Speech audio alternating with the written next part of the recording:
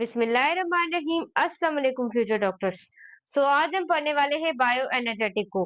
Complete chapter को इस video में हम लोग कवर करने वाले हैं। कोई कॉन्सेप्ट्स को हम यहाँ पर नहीं छोड़ेंगे। ये बहुत ज्यादा आप लोगों का क्या है, इम्पोर्टेंट चैप्टर है। काफी स्टूडेंट इसमें से कंफ्यूज होते हैं क्योंकि 10 से 12 एमसीक्यूज आपके एमडीगेट टेस्ट के अंदर आते रहते हैं। तो ये बहुत ज्यादा इम्पोर्टेंट आप लोगों का होने वाला है। लास्ट में हम कुछ इम्पोर्टेंट एमसीक्यूज करेंगे और उसके बाद इंपॉर्टेंट कॉन्सेप्ट्स को भी यहाँ पर डिस्कस करेंगे। अगर वीडियो आपको अच्छी लगे तो वीडियो को लाइक करना और चैनल को सब्सक्राइब करना और फ्रेंड में वीडियो को लाजमी शेयर करना। और हमारा व्हाट्सएप चैनल है टी शुरू हुआ, उसको आपने लाजमी ज्वाइन करना है। वहां पर आपको इंपॉर्टेंट नोट्स और एमसीक्यूज मिलते रहते हैं। लिंक आपको डिस्क्रिप्शन के अंदर मिल जाएगा। बहुत ज्यादा इंपॉर्टेंट चैप्टर है ये वाला। हम पीएमडीसी के सिलेबस के अकॉर्डिंग चल रहे हैं। पहला हमने बायोलॉजिकल मॉलिक्यूल पढ़ा एंड सेकंड हमने स्टूडेंट्स एंजाइम पढ़ा, थर्ड हमने कल सेल स्ट्रक्चर एंड फंक्शन पढ़ा। आज हम बायो एनर्जेटिक को पढ़ने वाले हैं। बहुत इंपॉर्टेंट चैप्टर है, तो चलें स्टार्ट करते हैं। लेट्स देखें बायो एनर्जेटिक होता क्या है। पहले तो आपको वर्ड का पता होना चाहिए। तो सबसे पहले हम चलेंगे स्टूडेंट बायो एनर्जेटिक के वर्ड की तरफ। अब स्टूडेंट सबसे पहले यहाँ पर लिखा है बायो। बायो का मतलब आप सबको पता होगा क्या है स्टूडेंट्स। बायो का मतलब होता है लाइफ। लाइफ। एनर्जेटिक का क्या मतलब होता है? What about the word is energetics. Energetics का मतलब क्या है बताएं स्टूडेंट्स।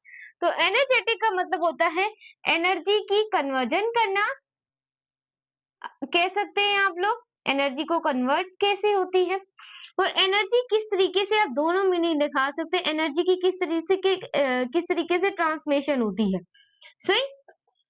जिंदगी के अंदर एनर्जी को किस तरीके से एक फॉर्म से दूसरी फॉर्म में कन्वर्ट किया जाता है या ट्रांसमिट किया जाता है, वो आपके पास क्या है, बायो एनर्जेटिक। आपके पीएमडीसी के सिलेबस के अंदर साफ साफ लिखा हुआ है कि आपको फोटोसिंथेसिस और रेस्पिरेशन के कंप्लीटली कॉन्सेप्ट्स के बारे में पता होना चाहिए कि बायो एनर्जी होती क्या है। बहुत इंपॉर्टेंट चैप्टर है, नीट के बच्चे भी पढ़ सकते हैं। तो मैं सारी बोर्ड्स को फॉलो करूंगी, सिंध, फेडरल, सभी बोर्ड्स यहाँ पर पढ़ सकती हैं। तो चलें देखते हैं। अब अगर हम इसकी डेफिनेशन की तरफ चलें तो डेफिनेशन से क्या मुराद है। डेफिनेशन ये एक तरह की क्वांटिटेटिव स्टडी है। क्वांटिटेटिव, क्वालिटेटिव नहीं, क्वांटिटेटिव स्टडी है। किसकी स्टडी है कि किस तरीके से हम एनर्जी को कन्वर्ट कर सकते हैं, एनर्जी को, या किस तरीके से ट्रांसमिट कर सकते हैं, किसके अंदर, लिविंग सिस्टम के अंदर, यानी कि हमारे अंदर। ऐसी स्टडी जिसके अंदर हम एनर्जी को कन्वर्ट और ट्रांसमिट कर सके। कहां पर कर सके, लिविंग सिस्टम के अंदर कर सके। उसे सिंप्लीफाई हम क्या बोलते हैं, बायो एनर्जेटिक्स कहते हैं। इतना आपको क्लियर हुआ कि बायो एनर्जेटिक है क्या, कि आपको पता होना चाहिए पर चैप्टर किस किस चीज के ऊपर है, तब आप क्लियर कर पाएंगे। उसके बाद है बायो एनर्जेटिक इन्वॉल्व। अब आपकी जो पीएमडीसी है, जो उन्होंने सिलेबस में फोटोसिंथेसिस और एक्सपायरेशन को इंक्लूड किया है और इसके बेसिक कॉन्सेप्ट्स को। तो याद रखिएगा बायो एनर्जेटिक इन्वॉल्व होती है एक तो फोटोसिंथेसिस और दूसरा क्या होती है, एक्सपायरेशन के ऊपर। इसको हम क्लियरली पढ़ेंगे। उसके बाद ये ओबे करती है फर्स्ट लॉ ऑफ थर्मोडायनेमिक्स। ये चीज याद रखनी है। अब फर्स्ट लॉ ऑफ थर्मोडायनेमिक्स क्या है, नहीं पता, चले मैं आपको बता देती हूँ। Energy can not be created. Energy को ना ही क्रिएट किया जा सकता है, एनर्जी को ना ही डिस्ट्रॉयड किया जा सकता है, ना बनाया जा सकता है, ना खत्म किया जा सकता है, क्योंकि एनर्जी कन्वर्ट होती है एक फॉर्म से दूसरी फॉर्म में। याद रखिएगा फर्स्ट लॉ ऑफ थर्मोडायनेमिक्स ये कहता है कि एनर्जी को हम ना क्रिएट कर सकते हैं, ना डिस्ट्रॉय कर सकते हैं, एनर्जी को हम एक फॉर्म से दूसरी फॉर्म में क्या कर सकते हैं, कन्वर्ट कर सकते हैं। ये चीज आपने क्या करनी है, याद रखनी है। तो बायो एनर्जेटिक फॉलो करती है, याद रखिएगा, इसको फॉलो करती है, ओबे करती है फर्स्ट लॉ ऑफ थर्मोडायनेमिक्स को। सही कोई चीज नहीं छोड़े हम। उसके बाद ये फॉलो करती है लॉ कन्वर्जेशन ऑफ एनर्जी को भी। ये भी यही है, एनर्जी जो आपके पास एनर्जी वो ट्रांसमिट होती है वन फॉर्म से अनदर फॉर्म में। ये दोनों जो लास्ट है उन्हें फॉलो करती है बायो एनर्जेटिक। तो आपने क्या करना है, याद रखना है। उसके बाद यहाँ पर लिखा हुआ है एनर्जी। अब एनर्जी क्या होती है, कैपेसिटी होती है, काम को करने की सलाहियत होती है। उसको सिंप्लीफाई हम क्या बोलते हैं, एनर्जी। सही है, इतना क्लियर हुआ। अब फॉर एग्जाम्पल आप वर्क करते हैं, फिजिक्स में वर्क कुछ और होता है और जो आप वर्क करते हैं वो कोई और होता है। अब आप किसी का बैग उठाकर जाएंगे, ये चले बैग उठा के जा रहे हैं, सही मेरे पास ये खड़ी हुई है, हाँ जी, ये जेसीबी है, इसमें थैली पड़ी हुई है, सही। अब मैं किसी की ये थैली उठाकर इस तरीके से अब मैं यहाँ से लेकर जा रही हूँ, कोई भी बूढ़ी अम्मा है, मैंने यहाँ पर उसके जो है वह यहाँ पर पहुंचा दी थैली। अब फिजिक्स के अंदर ये वर्क नहीं होता। फिजिक्स के अंदर वर्क क्या होता है, हम चलकर जाएं एक जगह से दूसरी जगह, जितनी हमने डिस्प्लेसमेंट कवर की है, सही, तो वो क्या है, वर्क है फिजिक्स के हिसाब से। देखिए हम सारे कॉन्सेप्ट्स को पढ़ें ताकि आपको फील आ सके। अब याद रखिएगा, एनर्जी 3 तरह की होती है। एक एटीपी जो कि एनर्जी की करेंसी है, याद रखिएगा, एज्यूमुलेटिंग पावर रखने वाली कंपाउंड है। अब एटीपी क्यों है, एटीपी एटीपी करेंसी है एनर्जी की, इस वजह से बच्चों याद रखिएगा ये बहुत पावरफुल कंपाउंड है। उसके बाद सेकंड होता है NADH और FADH, ये दोनों जो है ये एनर्जी रिड्यूसिंग कंपाउंड्स है, जो कि हम लाइट रिएक्शन में अच्छे तरीके से पढ़ेंगे इसको। उसके बाद है फोस्फोराइलेशन। अब फोस्फोराइलेशन देखिए, आपको मैंने बेसिक कॉन्सेप्ट पढ़ा रही हूँ ताकि आप उस टॉपिक पढ़ने के काबिल हो जाएं, क्योंकि वहां पर टर्म आएगा फोस्फोराइलेशन क्या है, फिर मैं बार बार यूज करूंगी photo phosphorylation, oxidative phosphorylation, substrate level phosphorylation. काफी टीचर तो ये पढ़ाते ही नहीं है, बोलते हैं आपने पढ़ा होगा फर्स्ट ईयर क्लास में जब आप ये चैप्टर, बच्चों नहीं क्लियर होते टर्म्स, मजबूरी समझ सकती हूँ आपकी, सही। उसके बाद देखें फोस्फोराइलेशन। अब फोस्फोराइलेशन की ये टाइप है, स्टूडेंट समझते हैं कि फोस्फोराइलेशन, फोटो फोस्फोराइलेशन, ये सारे चारों टाइप है, लेकिन ऐसा नहीं है। फोस्फोराइलेशन की ये 3 टाइप है, फोस्फोराइलेशन के ये 3 टाइप है। ये चीज आपने क्या करनी, याद रखनी है, बोर्ड आपको क्लियर नजर आ रहा है तो चले। अब फोस्फोराइलेशन क्या होती है, एक ऐसा प्रोसेस होता है जहां पर एटीपी की क्या होती है, फॉर्मेशन होती है, एटीपी बनती है। अब एटीपी कैसे बनती है, एडीपी एडिनोसिन डाइफॉस्फेट जब आपस में मिलता है एक फॉस्फेट के साथ, तो वहां पर क्या बनती है, एटीपी बनती है। याद रखिएगा, बार बार मैं इस्तेमाल करूंगी फोस्फोराइलेशन को। फोस्फोराइलेशन एक ऐसा प्रोसेस होता है जहां पर एटीपी बनती है, क्योंकि लाइट रिएक्शन को हम आल्सो कॉल कहते हैं फोटोफोस्फोराइलेशन, क्योंकि वहां पर एटीपी और NADH2 बनता है, और जो ऑक्सीजन है वो काम का कंपाउंड नहीं होता, वो बेस्ट स्टेबल कंपाउंड होता है, सही है। तो ये चीज याद रखिएगा, जहां पर एटीपी बनेगी, एटीपी कैसे बनती है, जब एडिनोसिन डाइफॉस्फेट आपस में मिलते हैं एक फॉस्फेट के साथ, तभी एटीपी बनती है। उसके बाद अगर मेरे स्टूडेंट्स आगे चले हम लोग, फोटोफोस्फोराइलेशन, फोटो का मतलब होता है लाइट, लाइट की मौजूदगी में किसका बनना, एटीपी का बनना। ये वर्ड से आप देख लें, फोटोफोस्फोराइलेशन, इफ जब फॉर्मेशन होती है एटीपी, लाइट को यूटिलाइज कर कर, लाइट को क्या करना, यूटिलाइज कर कर एनर्जी को बनाना, सही। तो ये आप लोगों के पास ये है फोटोफोस्फोराइलेशन, ये चीज याद रखिएगा। उसके बाद है oxidative phosphorylation. Oxidative phosphorylation formation तो होती है, एटीपी की फॉर्मेशन बनती यहाँ पर भी है, बनती यहाँ पर भी है, बनती यहाँ पर भी है, लेकिन अलग अलग टर्म से। फोस्फोराइलेशन की ये तीनों टाइप्स है, यहाँ पर भी एटीपी बनी लेकिन लाइट को यूटिलाइज कर कर, यहाँ पर भी एटीपी बन रही है लेकिन ऑक्सीडेशन कर कर, टूट कर।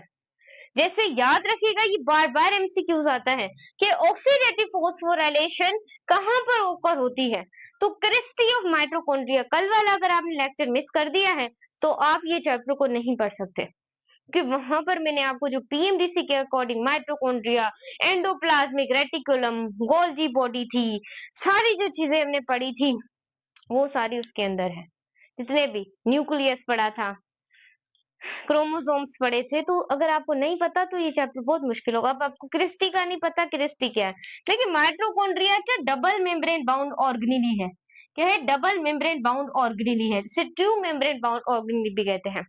इसकी एक होती है आउटर मेम्ब्रेन, जो कि बहुत ज्यादा स्मूथ होती है, परमीएबल होती है, और एक माइटोकॉन्ड्रिया की होती है इनर मेम्ब्रेन, वो फोल्डिंग वाली होती है, इस वजह से हम उसे क्रिस्टी कहते हैं। माइटोकॉन्ड्रिया के फ्लूइड को मैट्रिक्स कहते हैं।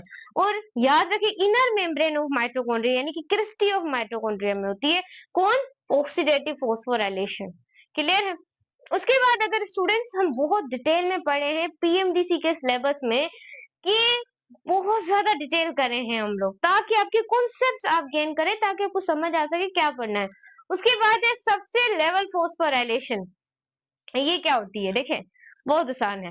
सबसे लेवल फॉस्फोराइलेशन, यहाँ पर भी एटीपी बनती है, यहाँ पर भी एटीपी की फॉर्मेशन होती है, लेकिन ओनली वन सबस्ट्रेट, एक सबस्ट्रेट से। यहाँ पर भी एटीपी की फॉर्मेशन होती है, लेकिन जब एक सबस्ट्रेट एनर्जी को लेता है, कैसे? फॉस्फेट और एडीपी एडिनोसिन डाइफॉस्फेट, तब ये होती है मैट्रिक्स ऑफ माइटोकॉन्ड्रिया। अब मैट्रिक्स देखिए ये दोनों टर्म्स बहुत इंपॉर्टेंट, एक मैट्रिक्स और एक क्रिस्टी। अब क्रिस्टी इनर मेम्ब्रेन है माइटोकॉन्ड्रिया की, और यहाँ पर जो हमारे पास सबसे लेवल फॉस्फोराइलेशन है ये मैट्रिक्स माइटोकॉन्ड्रिया के फ्लूइड के अंदर हो रही है। ये चीज याद रखिएगा, मैट्रिक्स जेली लाइक फ्लूइड। उसके बाद अगर आगे चलें, जैसे कि ये बनी कैसे, मैं ये भी बता देती हूँ। अब जब आप पढ़ेंगे क्रेब्स साइकिल, क्रेब्स साइकिल, तो क्रेब्स साइकिल के अंदर एक ये मॉलिक्यूल आएगा जिसका नाम है, याद रखिएगा, गवानीन ट्राइफॉस्फेट। यहाँ पर सबसे लेवल फॉस्फोराइलेशन में जो बहुत बड़ा कंपाउंड बनता है एसिटाइल को एंजाइम, जो है वो एक तरह का सिग्नल है क्रेब्स साइकिल को स्टार्ट करने के लिए। ऐसे स्टूडेंट ये जो गवानीन ट्राइफॉस्फेट है ये वहां का है। गवानीन ट्राइफॉस्फेट, जब फॉस्फेट प्लस आप लोगों के पास एटीपी आपस में मिलते हैं, सही, गवानीन ट्राइफॉस्फेट टूटता है एक फॉस्फेट और एक एटीपी के मॉलिक्यूल में, फिर वो आगे बनाता है किसको? एटीपी को। एटीपी स्टैंड फॉर, कमेंट में बताइएगा। मैंने बार बार तो बोल ही दिया होगा क्योंकि मैं बहुत बता देती हूँ कॉन्सेप्ट। तो आगे अगर स्टूडेंट चले, फोटोसिंथेसिस। आपको फोटोसिंथेसिस का, फोटो का मतलब होता है लाइट, सिंथेसिस का मतलब होता है लाइट की मौजूदगी में किसी चीज का बनना, उसे हम फोटोसिंथेसिस नाम से अगर थोड़ा सा देख लें तो बड़ा ही मजा नहीं आ जाएगा।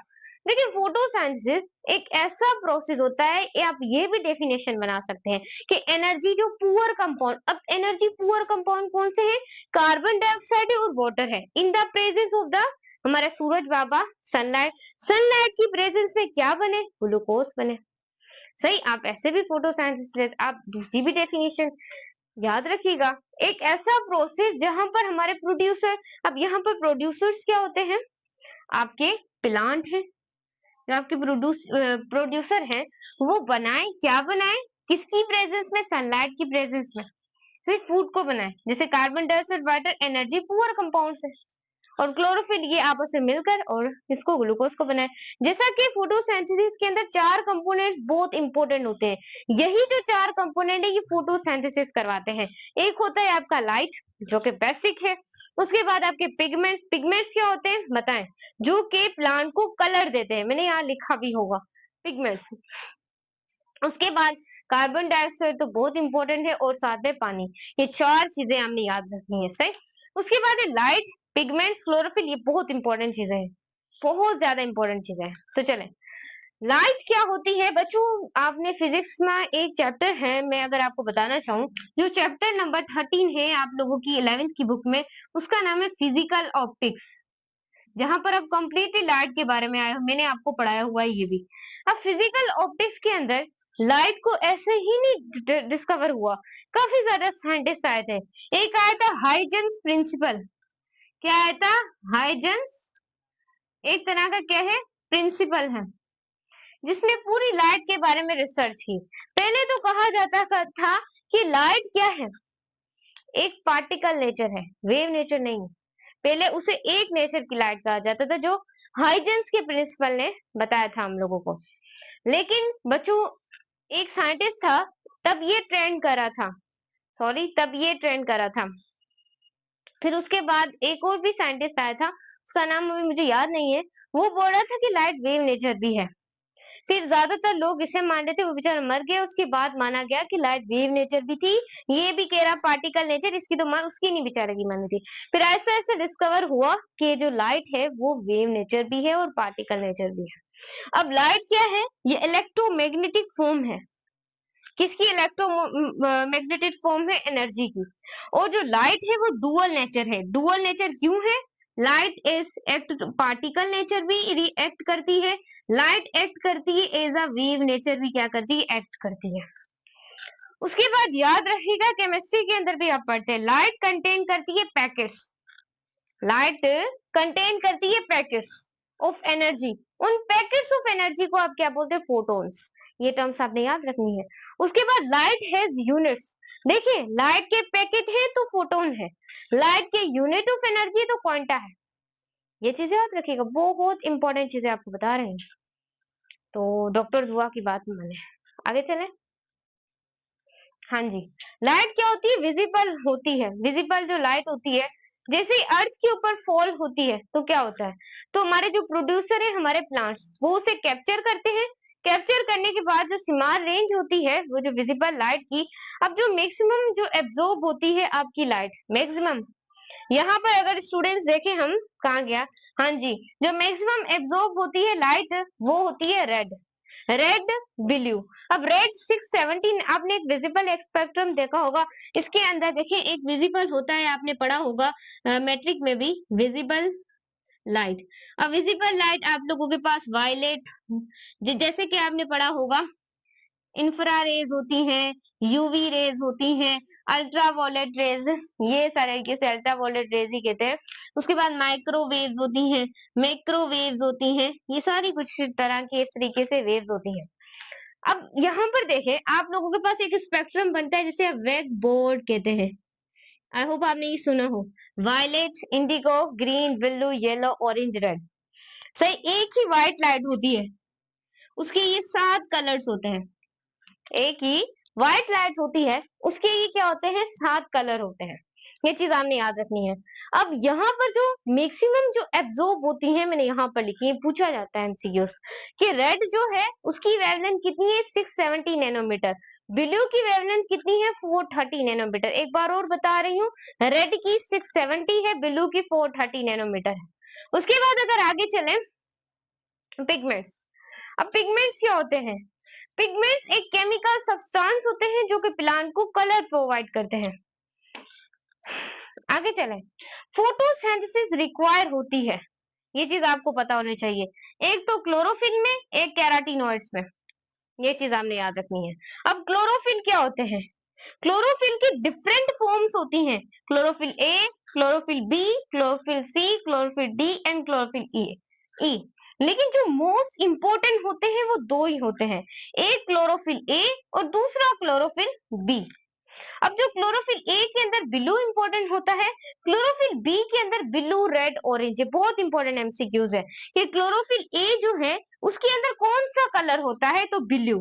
क्लोरोफिल बी के अंदर ब्लू, रेड, ऑरेंज, ये तीनों कलर्स होते हैं। आप ऐसे याद कर सकते हैं, BRO, BRO, इसमें बी लगा देंगे, इसमें BRO, बिल में। तो ऐसे ही मैंने जब याद किया था तो मैंने ब्लू, रेड, ऑरेंज याद किया था, ये चीज आपने याद रखनी है। सही। उसके बाद है क्लोरोफिल ए। अब क्लोरोफिल ए क्या होता है, इसका फंक्शन समझे, बहुत इंपॉर्टेंट चीजें बता रहे हैं। अब देखें, क्लोरोफिल ए मोस्ट इंपॉर्टेंट है, मोस्ट इंपॉर्टेंट है, और ये क्या, मोस्ट इफेक्टिव भी है। इसका फॉर्मूला भी आता है कि क्लोरोफिल ए का, देखिए ये जो मैं चीजें बता रही हूँ आपको कोई नहीं बताएगा, भले मंथली आपसे 40,000 ले, 50,000 ले, टेस्ट की तैयारी के लिए ये चीजें नहीं बताएंगे आपको।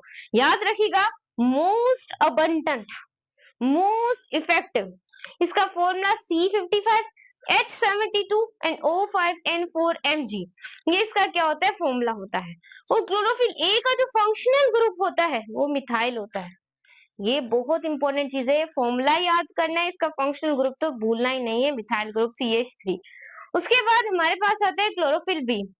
अब आपके पास जो क्लोरोफिल बी है वो लेस अबंडेंट होता है और लेस इफेक्टिव होता है। क्या? लेस अबंडेंट और क्या होता है? Less effective. उसके बाद इसका फॉर्मूला भी याद रखना है, थोड़ा सा फर्क है, ये फर्क आपको कहीं मरवा ना दे। C55 वहां पर भी सेम है, यहाँ पर H72 है, यहाँ पर H70 है, ये फर्क है। इसमें O5 है, इसमें क्या है? O6 है, ये चीज, बाकी N4Mg ये सब में सेम। इसमें जो फंक्शनल ग्रुप है वो आप लोगों के पास कार्बन ने ऑक्सीजन के साथ यहाँ पर डबल बॉन्ड बनाया हुआ है और सिंगल बॉन्ड बनाया हुआ है हाइड्रोजन के साथ। इसका मतलब है ये एल्डिहाइड ग्रुप है। देखें स्टूडेंट्स, मैंने कैसे जब याद किए थे, जब मैं तैयारी कर रही थी तो इस तरीके से। अगर कीटोन देखें, कार्बन के साथ इसने डबल बॉन्ड, ऑक्सीजन के साथ डबल बॉन्ड बनाया होगा और हाइड्रोजन के साथ सिंगल बॉन्ड, तो मैं पहचान गई ये कौन सा एल्डिहाइड ग्रुप है। कीटोन होता तो मैं पहचान जाती, इसे सिर्फ कार्बन के साथ ऑक्सीजन, कार्बन ने ऑक्सीजन के साथ डबल बॉन्ड बनाया है और हाइड्रोजन यहाँ पर है ही नहीं। सही, ये चीज आपने याद रखनी है। उसके बाद अगर हम चले तो केराटिनॉइड्स क्या होते हैं? What about the carotenoids? Carotenoids absorb करते हैं, ये चीज याद रखिएगा, येलो, ऑरेंज, रेड, वायलेट। इसे याद कैसे करना है? YORV, YORV, your, your, YORV। सही। ये एसेसरी पिगमेंट्स होते हैं, ये प्रोटेक्ट करते हैं क्लोरोफिल ए को इंटेंस लाइट से। ये चीज आपने याद रखनी है। एडिशनल क्या करते हैं? लाइट को एब्जॉर्ब करते हैं। इतना आप कॉपी कर लें स्टूडेंट्स, तो आगे चलते हैं। स्टूडेंट्स, अब हम बायो एनर्जेटिक के अंदर पढ़ने वाले हैं स्ट्रक्चर ऑफ क्लोरोफिल। ये बहुत इंपॉर्टेंट बच्चों टास्क है आप लोगों का, ये बहुत इंपॉर्टेंट बच्चों, आपको पता होना चाहिए, आपको कोई नहीं बताएगा, क्योंकि आपकी पीएमडीसी ने लिखा हुआ है कि इंपॉर्टेंट कॉन्सेप्ट्स के बारे में आपको पता होना चाहिए। तो बच्चों ये कॉन्सेप्ट्स अगर आपने पढ़ लिया तो आगे आप लोगों को कोई भी नहीं आने वाली, कोई डिफिकल्टी नहीं आएगी, क्योंकि ये डिटेल का कोर्स है, फ्री के अंदर है। तो लाइक सब्सक्राइब अभी से अच्छा सा कमेंट करें, व्हाट्सएप चैनल को ज्वाइन करें, हमें सपोर्ट करें ज्यादा से ज्यादा, जैसे हम आपको हद से ज्यादा सपोर्ट कर रहे हैं। तो यहाँ पर देखिएगा स्ट्रक्चर ऑफ क्लोरोफिल को। अब क्लोरोफिल कंसेप्ट करता है, क्लोरोफिल के पास एक हेड होता है और क्लोरोफिल के पास एक क्या होता है? टेल होता है। ये आपको आई होप किसी क्लास टीचर ने भी ना बताया हो।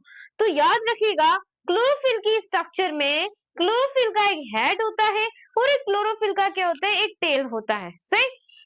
अब यहाँ पर देखें क्लोरोफिल का हेड क्या होता है और क्लोरोफिल का टेल क्या होता है, तो चलिए इसे समझते हैं, गौर से देखना। क्लोरोफिल का हेड जो होता है वो फ्लैट होता है, स्क्वायर होता है और हाइड्रोफिलिक इन नेचर होता है। हाइड्रोफिलिक से क्या मुराद है?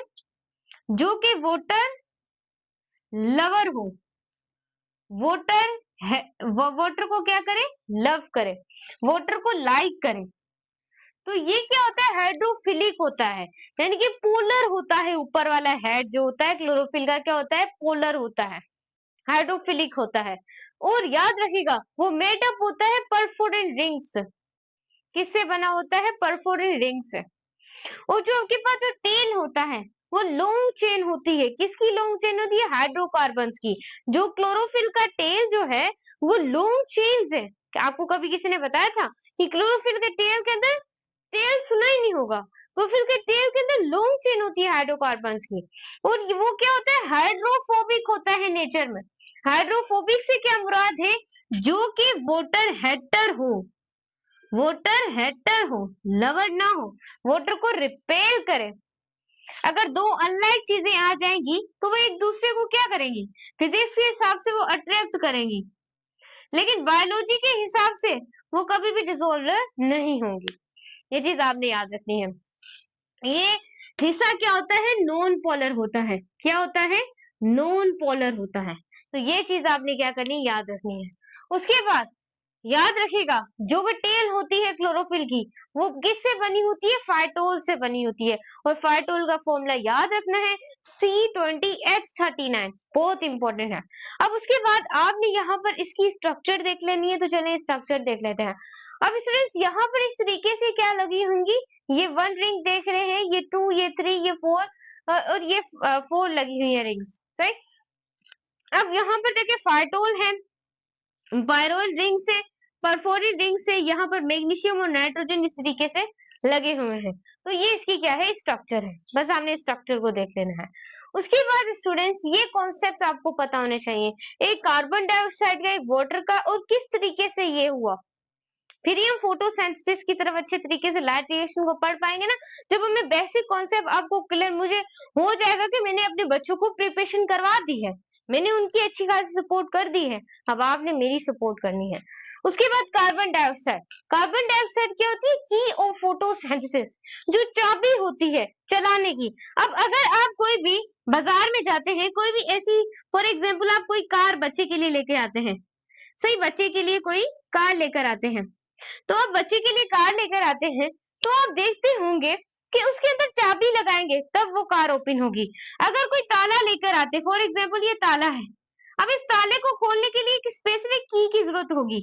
अगर लॉक है तो उसकी स्पेसिफिक की होगी, अगर चाबी नहीं होगी ताला नहीं खुलेगा। ऐसे ही यहाँ पर कार्बन डाइऑक्साइड नहीं होगी तो फोटोसिंथेसिस भी नहीं होगी। उसके बाद फोटोसिंथेसिस कैसे? जब एस्टोमेटा के इंटर होती है कार्बन डाइऑक्साइड और इसके अंदर क्या होती है, मेसोफिल सेल, आपने पढ़े होंगे, वहां पर डिफ्यूज हो जाती है। उसके बाद ये रॉ मटेरियल्स होता है, give C to the end product of glucose. ये रॉ मटेरियल होता है और हमें क्या देता है? कार्बन देता है। किसके एंड प्रोडक्ट होता है? ग्लूकोज का। ग्लूकोज का फॉर्मूला C6H12O6, याद रखना है। उसके बाद आगे चलते हैं। वाटर, वाटर क्या है? रॉ मटेरियल है हाइड्रोजन आयन का, और ये कार्बन डाइऑक्साइड रॉ मटेरियल है कार्बन आयंस का। वाटर के अंदर हमारे पास हाइड्रोजन होता है, NADH होता है जो कन्वर्ट होता है NADPH2 में। उसके बाद ये लिबरेट करता है एटमॉस्फेयर में क्या? ऑक्सीजन को। उसके बाद आगे चलते हैं। अब बच्चों ये इस तरीके से नहीं हमें पता चला कि जो कार्बन डाइऑक्साइड और वाटर मिलते तो ग्लूकोज और ऑक्सीजन, लेकिन किसी को पता नहीं था उसका एंड प्रोडक्ट बाद में वाटर भी बचता है। तो इस तरीके से आप लोगों को पढ़ना पड़ेगा डिटेल के अंदर। उसके बाद देखें, जब कार्बन डाइऑक्साइड और वाटर मिले तो ग्लूकोज, वाटर और ऑक्सीजन, यही होना था ना, यही होता है। लेकिन तब उनको पता नहीं था कि यहाँ पर वाटर भी बचता है, ये सवाल रह गया। तो 1930 में नील की हाइपोथेसिस हुई, फिर उसने प्रोवाइड किया फोटोसिंथेसिस का कॉन्सेप्ट, पहले लोगों को पता नहीं था। उसने क्या किया? कार्बन डाइऑक्साइड और H2S को आपस में मिलाया, हाइड्रोजन सल्फाइड को, और वहां पर ग्लूकोज प्लस सल्फाइड बने। फिर 1940 में एक आइसोटोप ट्रेसर था। आइसोटोप ट्रेसर आपने याद रखना है क्या होता है? ऑक्सीजन के ऊपर 18 पावर होती है। उसके बाद G1 फेज उसने बताया और एक G2 फेज बताया। G1 के अंदर कार्बन डाइऑक्साइड ऊपर उसने 18 आइसोटोप लगाया, फिर वाटर, फिर वहां पे ग्लूकोज और इसके ऊपर 18 बचा, फिर वहां पर ऑक्सीजन, और फेज उसके 1 के ऊपर उसे जो थे वो वाटर के साथ 80, फिर उसने क्या किया? G2 के अंदर वाटर के साथ 18 आइसोटोप लगाया, फिर वहां पर ग्लूकोज, ऑक्सीजन, और फिर पता चला कि वाटर इसका क्या है? एंड प्रोडक्ट होता है। तो चले आगे चलते हैं, गेट स्टार्टेड। सो स्टूडेंट्स, अब हम पढ़ने वाले हैं लाइट रिएक्शन, जो आपके PMDC के सिलेबस के अंदर इंक्लूडेड है। अब लाइट रिएक्शन क्या होता है? अब लाइट की मौजूदगी में होने वाला रिएक्शन। सबसे पहले आपको फोटोसिंथेसिस का प्रोसेस में पढ़ा चुकी हूँ, लेकिन एक बार उसका रिव्यू कर लेते हैं, क्योंकि फोटोसिंथेसिस ही के दो रिएक्शन है, एक लाइट रिएक्शन और दूसरा क्या है? Dark reaction. फिर हम रेस्पिरेशन को अलग से पढ़ेंगे, यानी कि लाइट की मौजूदगी में किसी चीज का बनना, यानी कि energy poor compound carbon dioxide और वाटर आपस में मिले और एक रिच कंपाउंड बनाए C6H12O6, ग्लूकोज को बनाए, तो ये फोटोसिंथेसिस का प्रोसेस है। तो फोटोसिंथेसिस के ही दो टाइप्स हैं, एक लाइट रिएक्शन और दूसरा होता है डार्क रिएक्शन, जो लाइट की मौजूदगी में नहीं होता, लेकिन इसमें से जो प्रोडक्ट बनते हैं वो उसके अंदर जाके क्या होते हैं? यूज होते हैं। अब अगर हम लाइट रिएक्शन की बात करें तो लाइट जो रिएक्शन है, लाइट की मौजूदगी में होने वाला एक रिएक्शन है। उसके बाद लाइट रिएक्शन को आल्सो कॉल्ड आप कहते हैं, ये चीज याद रखिएगा, आल्सो कॉल्ड फोस्फोराइलेशन। मैंने आपको पहले ये टर्म्स इस वजह से पढ़ाए थे कि आपको क्लियर हो जाए। फोस्फोराइलेशन का मतलब है the formation of the ATP, ATP का बनना। इस वजह से हम इसको आल्सो कॉल्ड फोटो फोस्फोराइलेशन भी कहते हैं। फोटो आप आगे लगा दीजिएगा, फोटो फोस्फोराइलेशन, क्लियर है। उसके बाद हमारा जो फोटोसिंथेसिस है उसे हम दूसरा कहते हैं light independent reaction, light dependent reaction. ये लाइट पे डिपेंड करता है, इस वजह से हम लाइट डिपेंडेंट, लाइट की मौजूदगी में होता है, इस वजह से हम आल्सो कॉल्ड इसे लाइट डिपेंडेंट रिएक्शन भी कहते हैं। उसके बाद सवाल ये आता है कि ये रिएक्शन कहाँ पर होता है, आपको यही सवाल होगा। तो ये जो लाइट रिएक्शन है ये कहाँ पर ऑकर होता है? ये होता है ग्रेनम, जो जो आपके पास क्लोरोप्लास्ट है वहां पर क्या होते हैं? इस तरीके से कॉइल्स होते हैं, थाइलाकॉइड के इस तरीके से कॉइल्स होते हैं। फिर ये पूरा क्या बन जाता है, गिरेना बन जाता है। तो ये जो रिएशन है ये किसके अंदर होता है, गिरेनम थाइलाकॉइड के अंदर होता है। ऑफ क्लोरोप्लास्ट के अंदर जो होते हैं ग्रेनम और थाइलाकॉइड, वहां पर ये रिएक्शन होता है। ये रिएक्शन कैसे शुरू कैसे होता है, जब याद रखिएगा इनिशिएट होते हैं फोटोसिंथेसिस पिगमेंट। जो फोटोसिंथेसिस पिगमेंट है, पिगमेंट क्या होते हैं, जो कलर प्रोवाइड करते हैं। फोटोसिंथेसिस पे पिगमेंट्स के ऊपर लाइट, पिगमेंट्स क्या करते हैं, लाइट को कैप्चर करते हैं। और जैसे ही फोटोसिंथेसिस पिगमेंट लाइट को कैप्चर करते हैं, एक एनर्जी है, लाइट एक एनर्जी है, उसे कैप्चर करते हैं। तो जो फोटोसिंथेटिक पिगमेंट्स होते हैं वो असाइंड होते हैं एक क्लस्टर, एक ग्रुप के अंदर। वो जो क्लस्टर और जो ग्रुप जिसके अंदर वो असाइंड होते हैं, उसे सिंप्लीफाई हम क्या बोलते हैं, फोटो सिस्टम कहते हैं। और लाइट रिएक्शन के अंदर आप लोगों के पास दो फोटो सिस्टम होते हैं। एक आपके पास फोटो सिस्टम 1 होता है, एक फोटो सिस्टम 2 होता है। अब फोटो सिस्टम 1 क्या है, फोटो सिस्टम 1 एब्जॉर्ब करता है लॉन्गर वेवलेंथ को, जैसा कि 700 नैनोमीटर वाले को। और जो फोटो सिस्टम 2 है वो एब्जॉर्ब करता है शॉर्टर वेवलेंथ को, कितनी, 680 नैनोमीटर वाली। उसके बाद फोटो सिस्टम के अंदर कंसेक्स होते हैं, उसके पास एक एंटीना कॉम्प्लेक्स, जिसे आप लाइट हार्वेस्टिंग कॉम्प्लेक्स भी कहते हैं, इसे आप याद रखिएगा। और दूसरा आप लोगों के पास होता है रिएक्शन सेंटर, जहां पर ये सारा काम होता है। और रिएक्शन सेंटर याद रखिएगा कंसेक्स होते हैं क्लोरोफिल ए और प्राइमरी इलेक्ट्रॉन एक्सेप्टर, सारा डिटेल में पढ़ेंगे। अभी आपको रिव्यू दे दिया, आप डायग्राम की हेल्प से समझते हैं। अब स्टूडेंट्स यहाँ पर देखें, एक प्रोटीन का बना हुआ ये इस तरीके का एक कवर है, सही। उसके अंदर हमारे पास क्या है, पिगमेंट्स मौजूद है। ये देखें, ये पिगमेंट्स क्या है, मौजूद है। और ये क्या है, रिएक्शन सेंटर है, जहां पर क्या होगा, हमारा रिएक्शन होगा, सही। और यहाँ पर क्या है, दो इलेक्ट्रॉन्स है। अब लाइट जो है यहाँ पर आके पड़ेगी, फोटोन्स यानी कि पैकेट्स ऑफ जो एनर्जी होते हैं, यहाँ पर लाइट आके पड़ेगी फोटोसिंथेसिस पिगमेंट्स के ऊपर। तो जैसे ही लाइट फोटोसिंथेसिस पिगमेंट्स के ऊपर पड़ेगी, तो इलेक्ट्रॉन जो कि स्पेशल पेयर होंगे क्लोरोफिल ए मॉलिक्यूल के, वो क्या होंगे, इनिशिएट होंगे। और वो जाएंगे किसके पास, प्राइमरी इलेक्ट्रॉन एक्सेप्टर के पास। तो ये सारा फेनोमेना मैंने आपको एक सिंपल डायग्राम से पढ़ाया। अभी बिग डायग्राम हम पढ़ने वाले हैं। सो ये चीज आपने याद रखनी है। दोबारा से बता रही हूँ, जो लाइट है फोटोसिंथेसिस पिगमेंट्स में पड़ेगी, पिगमेंट्स में पड़ने के बाद वो रिएक्शन सेंटर में इलेक्ट्रॉन को इनिशिएट होंगे और वो जाएंगे प्राइमरी इलेक्ट्रॉन एक्सेप्टर के पास। अगर हम यहाँ पर स्टूडेंट्स आगे देखें, तो हमारे पास मैकेनिज्म दिया हुआ है यहाँ पर लाइट रिएक्शन का। याद रखिएगा, लाइट रिएक्शन के दो पाथवेज होते हैं, एक आपके पास साइक्लिक होता है और दूसरा क्या होता है, नॉन साइक्लिक होता है। सो इसको डिटेल में पढ़ेंगे। नॉन साइक्लिक बच्चों एक ऐसा पाथवे होता है लाइट रिएक्शन का, जहां पर इलेक्ट्रॉन ट्रांसपोर्ट तो होते हैं, लेकिन वो साइकिल में रोटेट नहीं करते। यानी कि एक बार इलेक्ट्रॉन यहाँ से क्या हुए हैं, यहाँ से क्या हुए हैं, जाया हुए हैं, यहाँ से गए हैं प्राइमरी इलेक्ट्रॉन एक्सेप्टर के पास, दोबारा वो इलेक्ट्रॉन इसके पास नहीं आएंगे, यानी कि साइकिल। अब देखें, जैसा कि जनरेशन की क्या चल रही है, एक साइकिल, एक जनरेशन आती है, फिर वो जाती है, फिर दूसरी आती है, फिर वो आती है, फिर एक आती है, फिर वो जाती है, इस तरीके से। क्योंकि हमारा डीएनए मौजूद है, डीएनए के अंदर क्या है, हेरिडिटी मटेरियल थे, तो हमारी जनरेशन क्या होती है, शादी करने के साथ साथ बढ़ती जाती है, सही। इस तरीके से जनरेशन कभी खत्म नहीं होती, ऐसे ही साइकिल चला जाता है, कार्बन साइकिल होती है। तो इस तरीके से हमारी साइकिल कभी भी खत्म नहीं होती। लेकिन ये जो साइकिल है, ये जो है नॉन साइक्लिक, ये साइकिल में तो करता ही नहीं है। एक बार वो प्रोसेस हो गया, दोबारा फिर वो इनिशिएट नहीं होगा। ये चीज आपने क्या करनी है, याद रखनी है, बहुत इंपॉर्टेंट चीजें हैं, सही। उसके बाद ये जो है पाथवे, ये साइकिल्स के अंदर नहीं होता, ये transport does not move cycle. इसके जो एंड प्रोडक्ट होते हैं, एक एटीपी होता है, NADH2 होता है, और क्या होता है हमारे पास, ऑक्सीजन होता है। ये चीज आपने क्या करनी है, याद रखनी है। अब हम पढ़ने वाले हैं इसकी डायग्राम को।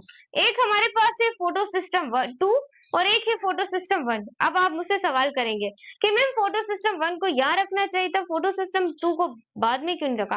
कि बच्चों इनकी डिस्कवरीज कुछ ऐसे हुई है, फोटो सिस्टम 2 पहले डिस्कवर हुआ और फोटो सिस्टम 2 बाद में डिस्कवर हुआ। इस वजह से हमने फोटो सिस्टम 2 पहले हुआ, फोटो सिस्टम 1 बाद में डिस्कवर हुआ, इस वजह से हमने इस तरीके से रखते हैं।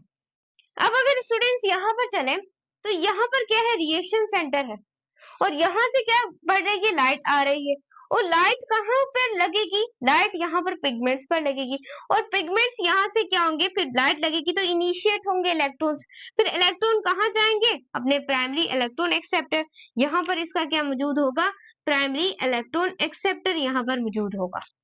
सही। अब यहाँ से ये दोनों दो इलेक्ट्रॉन निकल जाएंगे, तो जब ये दो इलेक्ट्रॉन्स यहाँ से निकल जाएंगे तो फोटो सिस्टम 2 की तरफ जाएंगे यहाँ पर इन प्रोसेस से गुजर कर, तो यहाँ पर इलेक्ट्रॉन की डेफिशिएंसी हो जाएगी और अगर डेफिशिएंसी होगी तो ये प्रोसेस नहीं चलेगा। तो डेफिशिएंसी को कंप्लीट करने के लिए यहाँ पर वाटर की क्या करवाते हैं? यहाँ पर होती है फोटोलाइसिस। यहाँ पर क्या होती है? फोटोलाइसिस, यानी कि लाइट की मौजूदगी में किसी चीज का टूटना। यहाँ पर वाटर टूट रहा है 2 हाइड्रोजन में, हाफ ऑक्सीजन में और 2 इलेक्ट्रॉन्स में टूटेगा। तो यहाँ पर 2 इलेक्ट्रॉन यहाँ से जाएंगे इलेक्ट्रॉन और दोबारा से फोटोलाइसिस होकर दोबारा से यहाँ डेफिशिएंसी भी नहीं होगी, क्योंकि वाटर की यहाँ पर क्या कर दी है? लाइट रिएक्शन में, याद रखिएगा, फोटोलाइसिस कर दी है। और ये जाएगा बच्चों इस तरीके से फोस्फोक्वाइनिन की तरफ जाएगा, साइटोक्रोम की तरफ जाएगा, फिर ये है फोस्फोसाइनिन की तरफ जाएगा। मैं यहाँ पर इसके फुल फॉर्म लिख देती हूँ, आपको याद हो जाए, PQ यानी कि फोस्फोक्वाइनिन, क्वाइनिन। उसके बाद यहाँ पर लिखा हुआ है ये साइटोक्रोम की फुल स्पेलिंग PC, प्लास्टोसाइनिन। सही, ये चीज आपने याद रखनी है, प्लास्टोसाइनिन। उसके बाद फिर वो इलेक्ट्रॉन्स कहाँ पर जाएगा? फोटो सिस्टम 1 के अंदर आ जाएगा। अब फोटो सिस्टम 1 में आने के बाद वो जाएगा फेरोडॉक्सिन में, और फेरोडॉक्सिन में जाने के बाद 2 इलेक्ट्रॉन NADP और प्लस H आपस में मिलेंगे तो NADDH बन जाएगा। तो इस तरीके से बच्चों ये नॉन साइक्लिक पाथवे जो है वो चलता जाएगा। अब मैम जब नॉन साइक्लिक पाथवे अच्छा खासा था तो यहाँ पर साइक्लिक मतलब कि यहाँ पर मैंने दोनों को नॉन साइक्लिक लिख दिया, ये होगा साइक्लिक पाथवे। सॉरी टू से यहाँ पर लिख दिया साइक्लिक पाथवे। सही, साइक्लिक। साइक्लिक जब मैम नॉन साइक्लिक था तो साइक्लिक लिखने की क्या जरूरत थी? क्यों मतलब कि हमें पढ़ाते हैं? क्यों मैम, एक पढ़ लेते ना, बहुत था ना, और मुसीबत आप ले आई बच्चों इस वजह से, क्योंकि कभी कभी कुछ कंडीशंस ऐसी होती हैं जिनमें नॉन साइक्लिक जो पाथवे है वो खराब हो जाता है, और नॉन साइक्लिक पाथवे जब खराब हो जाता है तो बच्चों फिर कौन सा पाथवे होगा? इस वजह से नॉन साइक्लिक पाथवे क्यों खराब होता है? क्योंकि जो डार्क रिएक्शन के लिए ATP कम होती है, इस वजह से ही। और यानी कि डेंस इंटेंसिटी ऑफ लाइट, कभी लाइट की इंटेंसिटी ज्यादा और कम होने की वजह से नॉन साइक्लिक पाथवे क्या हो जाता है? खराब हो जाता है। ये चीज आपने याद रखनी है। उसके बाद फिर वहां पर फॉलो होता है आपका साइक्लिक पाथवे। साइक्लिक पाथवे क्या होता है? एक ऐसा पाथवे होता है जिसके अंदर, ऐसा पाथवे जिसके अंदर जो फोटो एक्साइटेड जो इलेक्ट्रॉन्स होते हैं, वो एक इलेक्ट्रॉन जहां से वो इलेक्ट्रॉन गए थे प्राइमरी इलेक्ट्रॉन एक्सेप्टर, दोबारा से उसी जगह वापस आ जाएंगे। सही, एक साइक्लिक मैनर के अंदर चलते हैं। पाथवे विच फोटो एक्साइटेड जो इलेक्ट्रॉन है वो कम पे दोबारा से वापस आ जाए। क्लोरोफिल के पास दे वर लोस्ट, जो कि उसने क्या किया? लोस्ट, ये इलेक्ट्रॉन दोबारा से उसके पास आ जाएंगे। यहाँ पर जो है वो लाइट आकर यहाँ पर दोबारा से इन पिगमेंट्स के ऊपर पड़ेगी, फोटोन्स दोबारा से इस पिगमेंट्स पर पड़ेंगे और ये यहाँ से क्या होगा? इनिशिएट होंगे और 2 इलेक्ट्रॉन दोबारा यहाँ पर होगा, प्राइमरी इलेक्ट्रॉन एक्सेप्टर यहाँ पर जाएंगे और प्राइमरी इलेक्ट्रॉन एक्सेप्टर पर जाने के बाद यहाँ पर ये जाएंगे फेरोडॉक्सिन में, फिर साइटोक्रोम में, भी प्लास्टोसाइनिन में, और यहाँ पर बच्चों क्या बन जाएगी? अब ATP और दोबारा से ये अपनी जगह वापस आ जाएंगे। यहाँ पर बच्चों ना आप लोगों के पास NADH बनेगा ना ऑक्सीजन, यहाँ पे सिर्फ याद रखिएगा उसका प्रोडक्ट बनता है ATP, एडेनोसिन ट्राइफॉस्फेट। अब स्टूडेंट्स यहाँ पर एक प्रोसेस है जिसे कीमियोसिस बोलते हैं, उसको भी हम पढ़ने वाले हैं, कीमियोसिस। अब ये कीमियोसिस कौन सा प्रोसेस होता है? बच्चों ये प्रोसेस इतनी आसानी से नहीं हो जाता, इसमें हाइड्रोजन आयन की कंसंट्रेशन इलेक्ट्रॉन के जाने के लाभ से बढ़ जाती है। ये तो मैंने आपको इजी मैनर में पढ़ाया है, लेकिन अब हम, क्योंकि आपको ये समझ आ गया तो ये अब पढ़ना आप लोगों के लिए मुश्किल नहीं होगा। मैं थोड़ा देख लूं आपको बोर्ड क्लियर नजर आ रहा है नहीं, तो चलें, बोर्ड तो आपको क्लियर ही नजर आ रहा है, तो चलें आगे चलते हैं।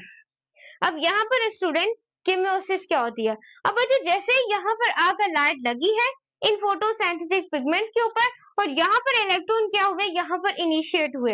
अब जैसे ही स्टूडेंट्स यहाँ पर आप लोगों के इलेक्ट्रॉन इनिशिएट हुए हैं फोटो सिस्टम 2 के अंदर, तो वो गए प्राइमरी इलेक्ट्रॉन एक्सेप्टर के पास, तो यहाँ पर क्या होगी, हाइड्रोजन आयन की कंसंट्रेशन बहुत ज्यादा बढ़ जाएगी।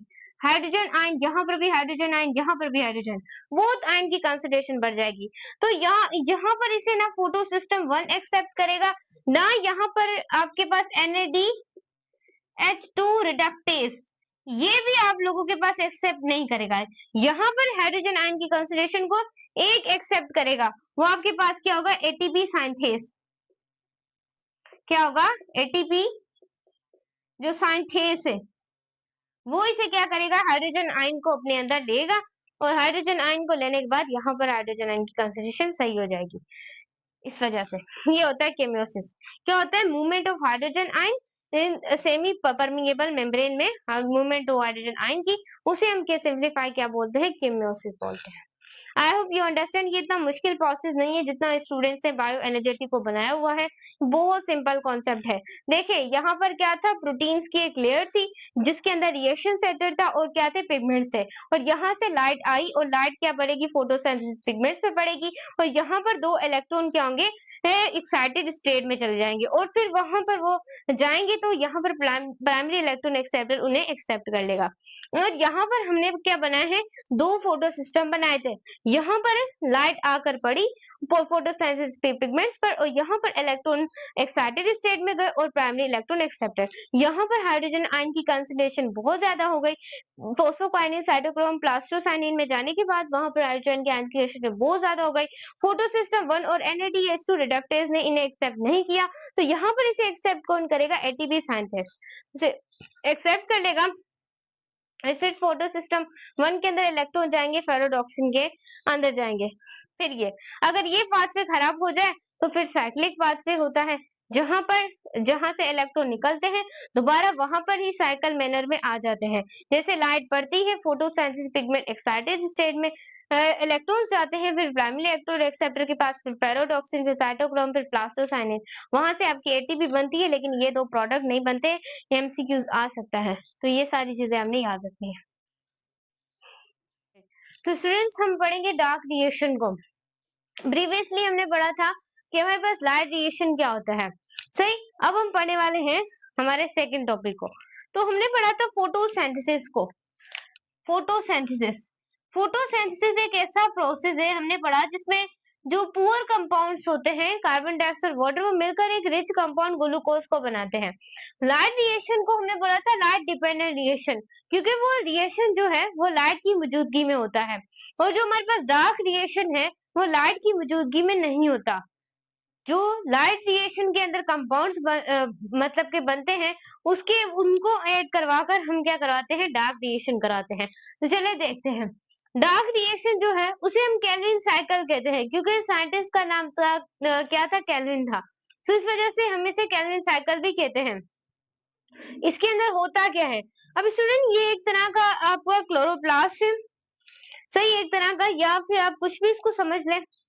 तो ये जो यहाँ पर लाइट आकर, पहले हम लाइट रिएक्शन को थोड़ा रिव्यू कर लेते हैं। लाइट रिएक्शन में क्या होता था कि लाइट आकर लगती थी फोटोसिंथेसिस पिगमेंट्स पर, और फिर वहां से इलेक्ट्रॉन इनिशिएट होते थे और कहां पर जाते थे, प्राइमरी इलेक्ट्रॉन एक्सेप्टर की तरफ जाते थे।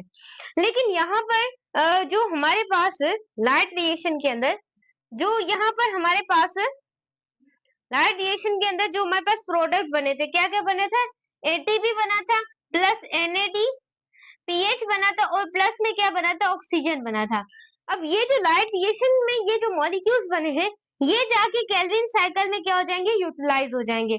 गौर से समझे, लाइट रिएक्शन में जो प्रोडक्ट बने थे, एटीपी बना था, NADPH बना था, और ऑक्सीजन बना था, ये 3 मॉलिक्यूल्स बने थे। ये क्या था, ये वेस्ट कंपाउंड है।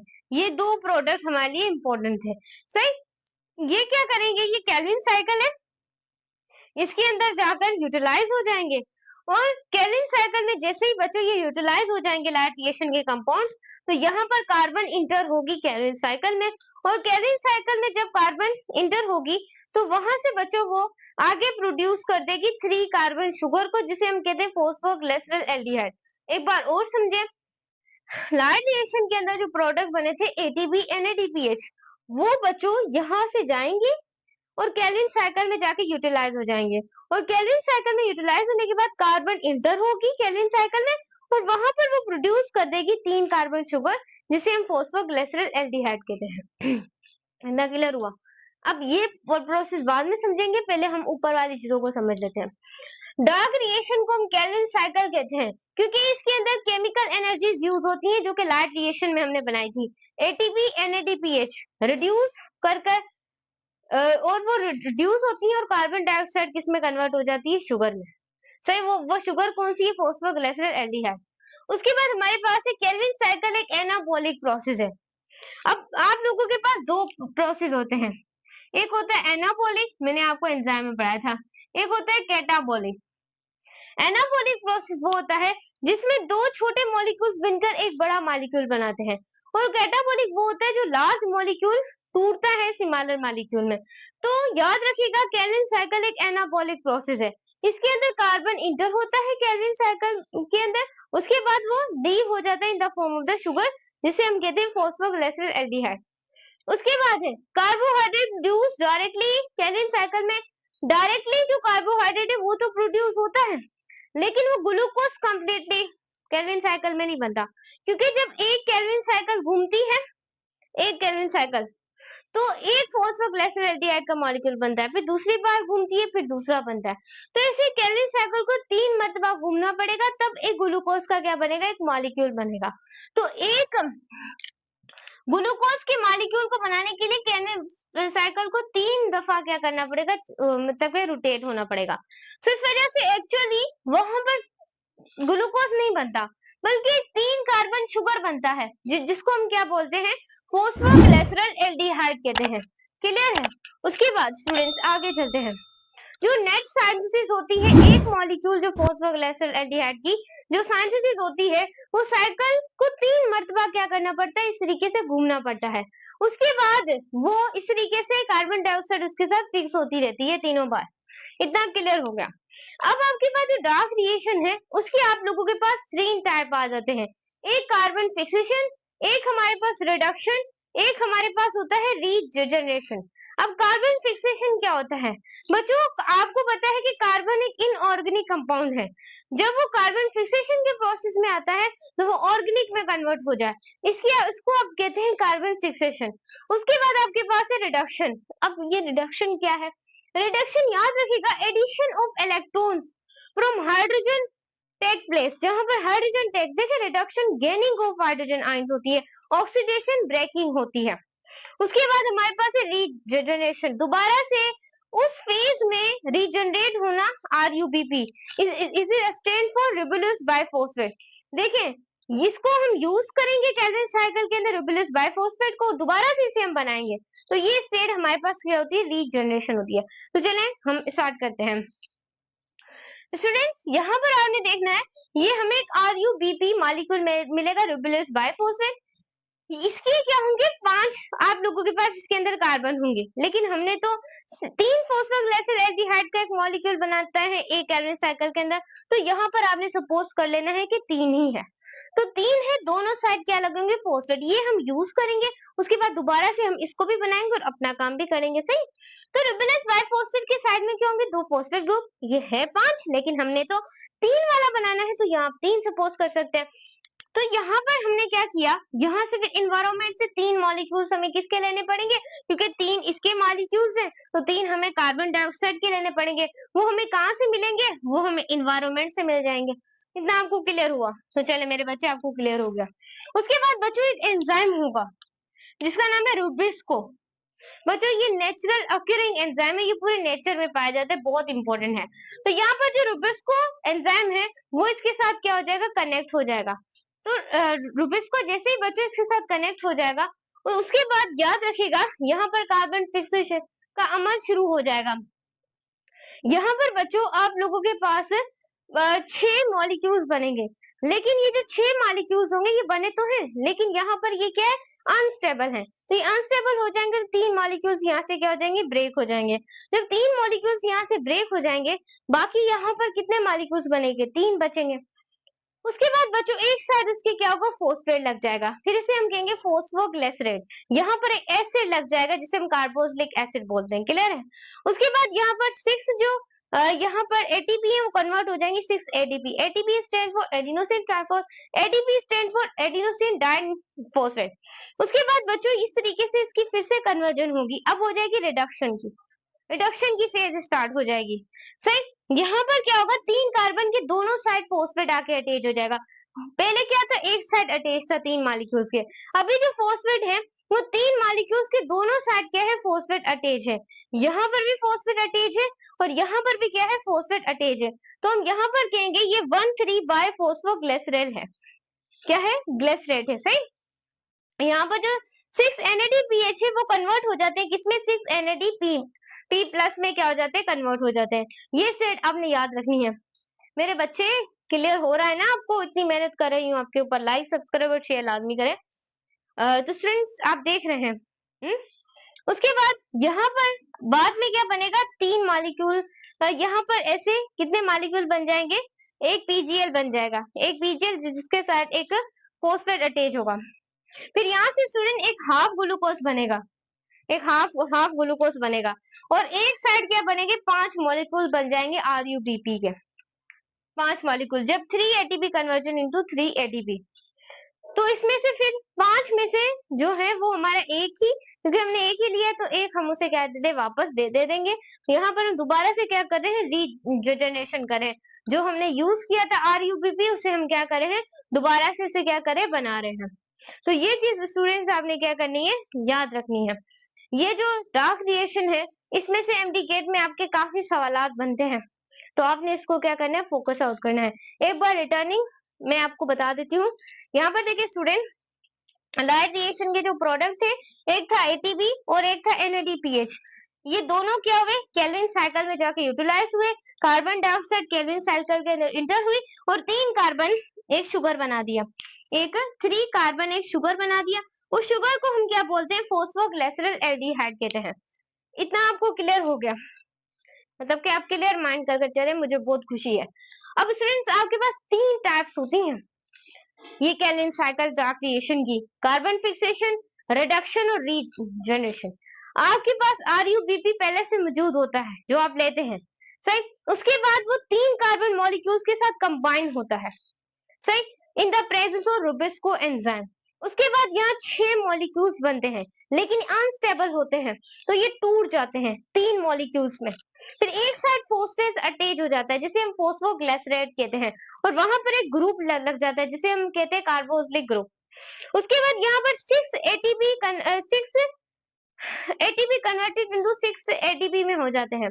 उसके बाद यहाँ पर हमारी कार्बन फिक्सेशन की स्टेट खत्म होती है, अब यहाँ पर रिडक्शन की स्टेट शुरू हो जाती है। यहाँ पर दोनों साइड फॉस्फेट लग जाते हैं, तो हम इसे 1,3 बाय फॉस्फोग्लिसरेट कहेंगे।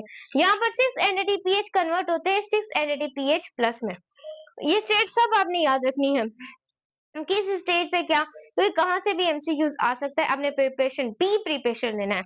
उसके बाद यहाँ पर PGL के 5 मॉलिक्यूल PGL का एक मॉलिक्यूल बनेगा। सही, उसके बाद हाफ ग्लूकोज, क्योंकि कंप्लीट ग्लूकोज को बनाने के लिए आपको मल्टीप्लाई करना पड़ेगा। तो आगे चलते हैं, मैं आपको सब चीजें बताती हूँ, भी आप देखते जाएं।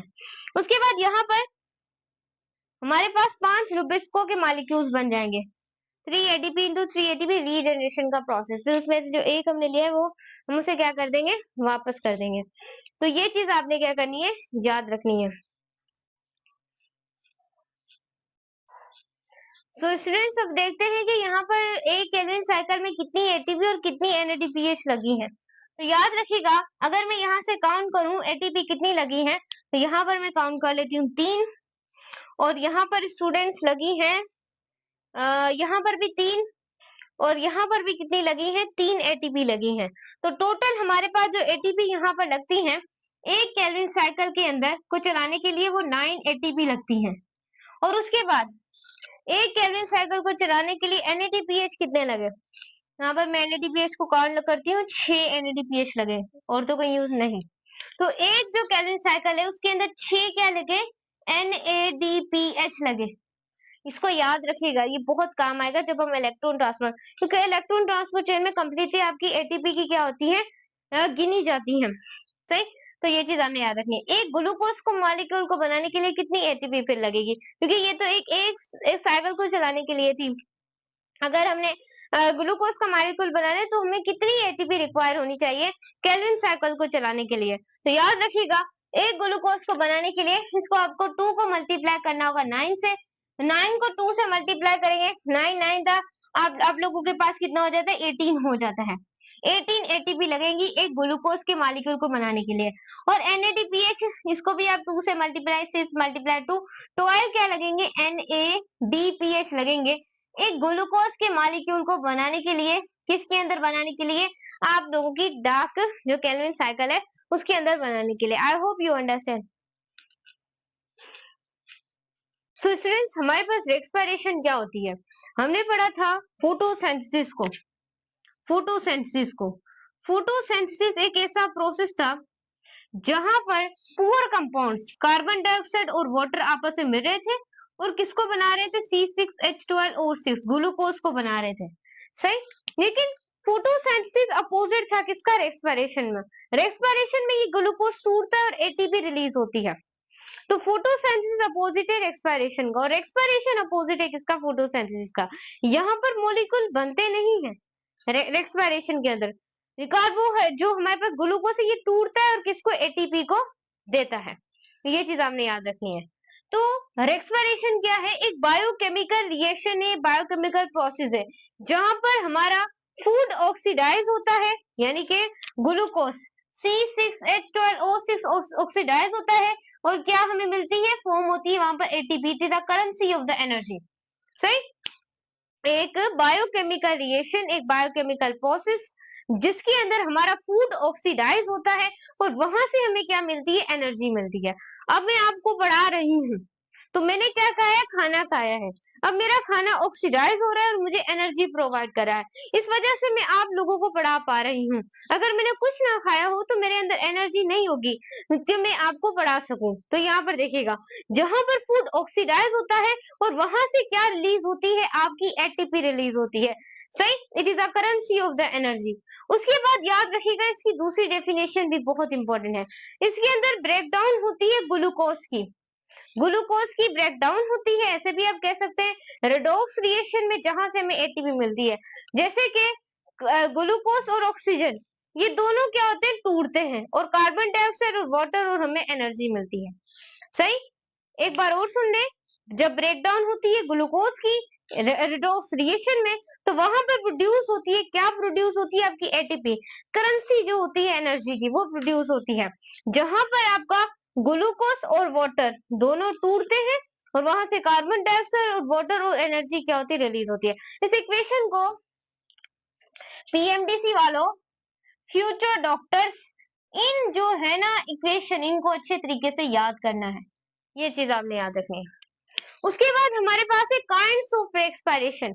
हमारे पास रेस्पिरेशन की दो किस्म होती हैं, एक एरोबिक रेस्पिरेशन और दूसरी एनएरोबिक रेस्पिरेशन। आपको पता होगा एरोबिक जो रेस्पिरेशन होती है वो ऑक्सीजन की मौजूदगी में होती है, और जो एनएरोबिक रेस्पिरेशन होती है वो उस ऑक्सीजन की मौजूदगी में नहीं होती। जहां पर ऑक्सीजन होगा वहां पर एरोबिक रेस्पिरेशन होगी, और जहां पर ऑक्सीजन नहीं होगा वहां पर एनएरोबिक रेस्पिरेशन होगी। अब यहाँ पर एरोबिक रेस्पिरेशन क्या है, एरोबिक रेस्पिरेशन एयर की प्रेजेंस होगी तब होगी, और उसके बाद ऑक्सीजन की प्रेजेंस होगी तब होगी, ये चीज याद रखिएगा। उसके बाद ये एक रेगुलर प्रोसेस है, बहुत इंपॉर्टेंट है। उसके बाद ये सिंपल रेस्पिरेशन है। उसके बाद अगर एनएरोबिक रेस्पिरेशन की बात करें, जब ऑक्सीजन वहां पर मौजूद नहीं होगा, ना ही एयर मौजूद होगी, और ये प्रोसेस है बच्चों, कंडीशनल प्रोसेस है ये, और इसे हम आल्सो कॉल कहते हैं फर्मेंटेशन। इसे हम क्या बोलते हैं, फर्मेंटेशन। अगेन हमारे पास एनएरोबिक जो रेस्पिरेशन है उसकी भी हमारे पास दो टाइप्स होती हैं, एक अल्कोहलिक फर्मेंटेशन होती है और दूसरी लैक्टिक एसिड फर्मेंटेशन होती है। स्टूडेंट, जब हम इंटेंस एक्सरसाइज कर रहे होते हैं, इस तरीके से एक्सरसाइज कर रहे होते हैं, किसी वैसे भी एक्सरसाइज करनी चाहिए, सुबह के वक्त करनी चाहिए, क्योंकि जब हम एक्सरसाइज करते हैं तो हमारी बॉडी के अंदर नए नए हॉर्मोन्स रिलीज होते हैं, नए नए तरीके के। तो ऐसे आप एक्टिव रहते हैं, ऐसे आप एक्टिव रहते हैं एक्सरसाइज करने से। जब आप एक्सरसाइज करते हैं तो आप बहुत ज्यादा थक जाते हैं, ऐसा फील हो रहा है कि आप बहुत ज्यादा थक गए हैं, लेकिन उस वक्त आपकी बॉडी में अब ज्यादा से ज्यादा आपकी ऑक्सीजन नहीं जा रही होती, तो वहां पर आपकी बॉडी कुछ देर के लिए एनएरोबिक रेस्पिरेशन करती है। एनएरोबिक रेस्पिरेशन में वो लैक्टिक एसिड फॉर्मेटेशन करती है, जिसमें ग्लूकोज कन्वर्ट होता है पायरुवेट में, पायरुवेट से वो लैक्टिक एसिड में। ये सारा हम चीज पढ़ने वाले हैं। अब टू टाइप्स होती है एनारोबिक रेस्पिरेशन की, अल्कोहलिक फर्मेंटेशन को पढ़ते हैं। बच्चों इसका जो एंड प्रोडक्ट होता है वो आप लोगों के पास क्या होता है, इथेनॉल। इथेनॉल होता है इसका एंड प्रोडक्ट, जिसे आप इथाइल अल्कोहल भी कहते हैं। इसमें क्या होता है, बहुत इंपॉर्टेंट दोनों इक्वेशन है, इसको आपने लास्ट में याद करना है। चीज है मैंने समझा दी है, मैं समझा दूंगी आप लोगों को, अब याद करना आपका काम है। लाइक सब्सक्राइब और शेयर लाजमी मेरी वीडियो को कीजिएगा।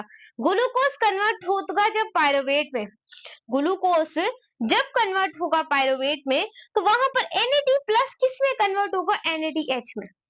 Again I can tell you कि जब ग्लूकोज पायरुवेट में कन्वर्ट होता है तो NAD किस में कन्वर्ट होता है, NADH में। ये चीज याद रखिएगा। और पायरुवेट जब एसिटाल्डिहाइड में कन्वर्ट होता है तो वहां से याद रखिएगा कार्बन डाइऑक्साइड एक रिलीज होती है। और जब एसिटाल्डिहाइड इथाइल अल्कोहल में कन्वर्ट होता है तो वहां पर NADH कन्वर्ट होता है किसमें, NADH में। याद रखिएगा ये फॉर्मूला इथाइल अल्कोहल का C3H5OH, C3H5OH, it is a formula of the ethyl alcohol. ये चीज आपने याद रखनी है, this is the most important. एक बार और रिवाइज कर देती हूँ आप लोगों के लिए बस। अल्कोहलिक फर्मेंटेशन के अंदर एंड प्रोडक्ट होता है इथेनॉल, जिसे आप इथाइल अल्कोहल भी कहते हैं। उसके बाद यहाँ पर आपको ग्लूकोज 6C6H12O6 ये कन्वर्ट होता है पायरुवेट में, फिर पायरुवेट कन्वर्ट होता है एसिटाल्डिहाइड में। जब ग्लूकोज पायरुवेट में कन्वर्ट होता है तो NAD कन्वर्ट हो जाते हैं NADH में।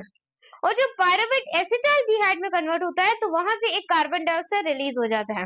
उसके जब एसिटाल्डिहाइड इथाइल अल्कोहल में कन्वर्ट होता है तो उसमें NADH कन्वर्जन हो जाती है NAD प्लस में।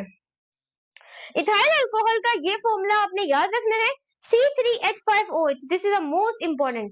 उसके बाद अगर आगे चले, हमारे पास है lactic acid fermentation. Lactic acid fermentation के अंदर आपका एंड प्रोडक्ट क्या होता है, लैक्टिक एसिड होता है। क्या होता है, लैक्टिक एसिड होता है। इसके अंदर याद रखिएगा आपको ग्लूकोज कन्वर्ट होता है पायरुवेट में, ग्लूकोज कन्वर्टेड इनटू पायरुवेट, ये फॉर्मूला याद रखना है आपने। ग्लूकोज कन्वर्ट होता है पायरुवेट में और फिर पायरुवेट कन्वर्ट होता है लैक्टिक एसिड में, लेकिन उसमें एक कम होता है कि वहां पर NADH कन्वर्ट हो जाती है NAD में। अगेन बच्चों इसको कॉपी कर लें, मैं बार बार कहती हूँ कि मैं जो भी पढ़ाऊं उसे आप लोगों ने क्या कर लेना है, कॉपी कर लेना है, क्योंकि मैं जो पढ़ाती हूँ बहुत इंपॉर्टेंट पढ़ाती हूँ, तो आपने ये चीज क्या करनी है, अपने माइंड में रखनी है। तो अगेन मैं आप लोगों को ये रिवाइज करवा देती हूँ ताकि आपके कॉन्सेप्ट्स क्या हो जाएं, कहीं रह ना जाए, बिल्ड हो जाए और क्लियर हो जाए। सो अगेन मैं आप लोगों को बता देती हूँ, रेस्पिरेशन एक बायोकेमिकल रिएक्शन है, बायोकेमिकल रिएक्शन है, जहां पर आपका फूड जो मॉलिक्यूल है वो ऑक्सीडाइज होता है। फूड के ऑक्सीडाइज होने से आपको क्या मिलती है, ATP मिलती है। It's the currency of the energy आप लोगों को मिलती है। उसके बाद ब्रेक डाउन हो ग्लूकोज की, ग्लूकोज क्या हो, टूटे और वो क्या हो, वहां पे रिडॉक्स रिएक्शन हो और वहां पे क्या प्रोड्यूस हो, ATP प्रोड्यूस हो। जैसे ग्लूकोज और ऑक्सीजन मिले और वहां से ब्रेक जब हुआ तो कार्बन डाइऑक्साइड और वाटर और हमें ATP currency of the energy मिल गए। उसके बाद हमने कहा था कि जो रेस्पिरेशन है उसकी आपके पास दो काइंड्स होती हैं, एक एरोबिक रेस्पिरेशन और एक एनारोबिक रेस्पिरेशन। ये इंपॉर्टेंट पॉइंट्स मैंने यहाँ बोर्ड पर लिखी है।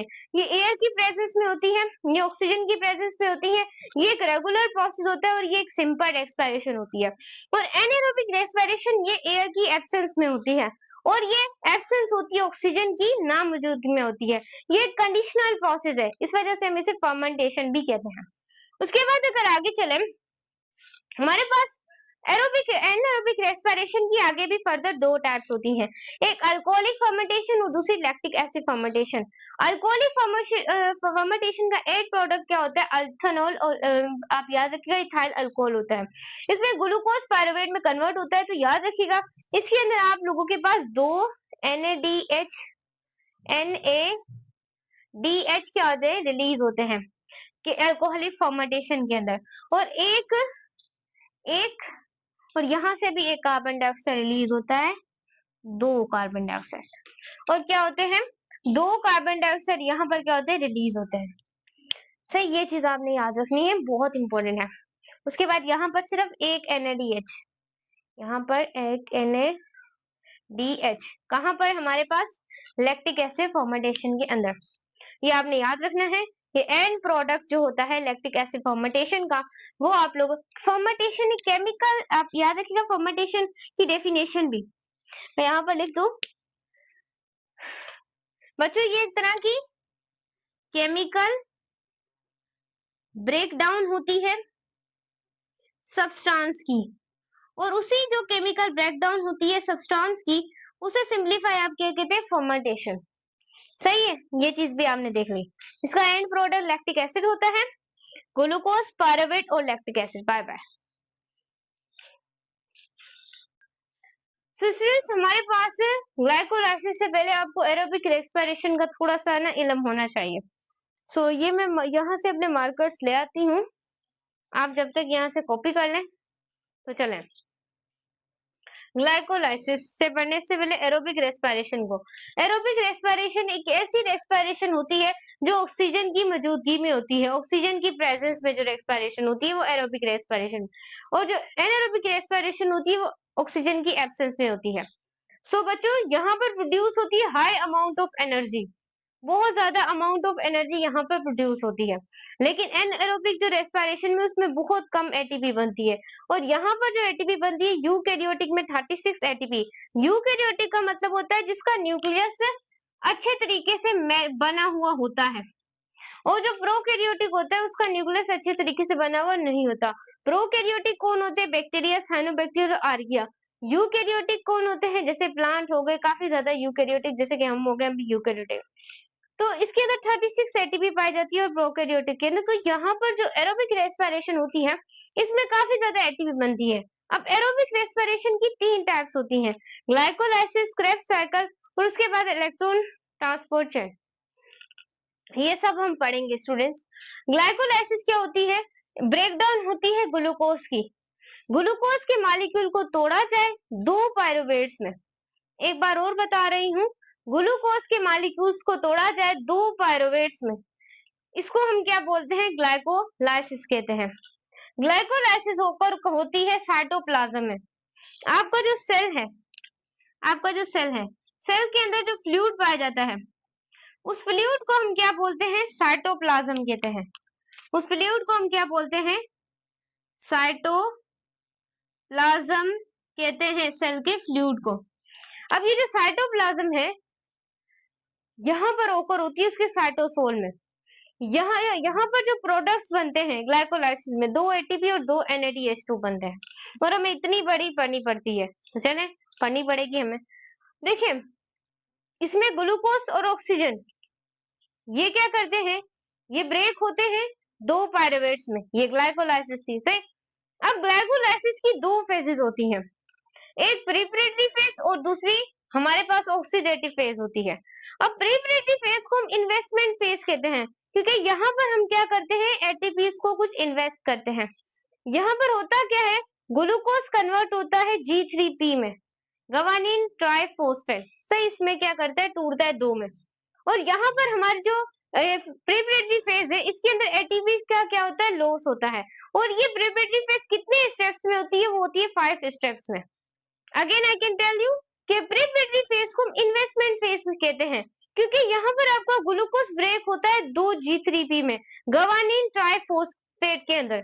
यहाँ पर आपकी जो एटीपी होती है वो क्या होती है, लॉस होती है, खर्च होती है। और यहाँ पर ये कितने स्टेप्स में होती है, ये 5 स्टेप्स में होती है। उसके बाद हमारे पास है ऑक्सीडेटिव फेज। ऑक्सीडेटिव फेज को हम PO फेज भी कहते हैं।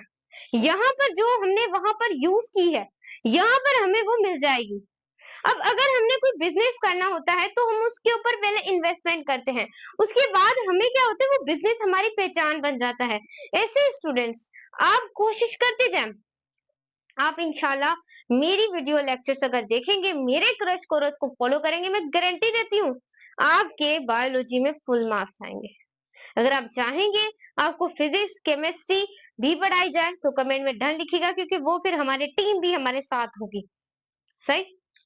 तो आगे चलते हैं। ऑक्सीडेटिव फेज जो PO फेज है, इसमें गवानीन जो ट्राइफॉस्फेट है वो ब्रेक होता है किसमें, 2 पायरुवेट्स में। गवानीन ट्राई जो फॉस्फेट है वो किसमें ब्रेक होता है? 2 पायरुवेट्स में। ये चीज आपने क्या करनी है? याद रखनी है। तो ये क्या है? Oxidative phase. इसमें 4 एटीपी का हमें गेन होता है, 4 एटीपी मिलती है। यहाँ पर 2 हमें इन्वेस्ट की है ना, वो याद रखना। यहाँ पर 4 एटीपी गेन होती है और NADH2 मिलते हैं, नेट गेन। अब नेट गेन हमें 2 एटीपी होती है, क्यों? क्योंकि 2 एटीपी यहाँ पे हमने इस्तेमाल की थी, यहाँ से हम निकालेंगे। तो 4 में से 4 एटीपी में से 2 माइनस करेंगे, बाकी कितनी एटीपी बनेगी? 2 एटीपी बचेंगी ना। हाँ, दिमाग लगाए।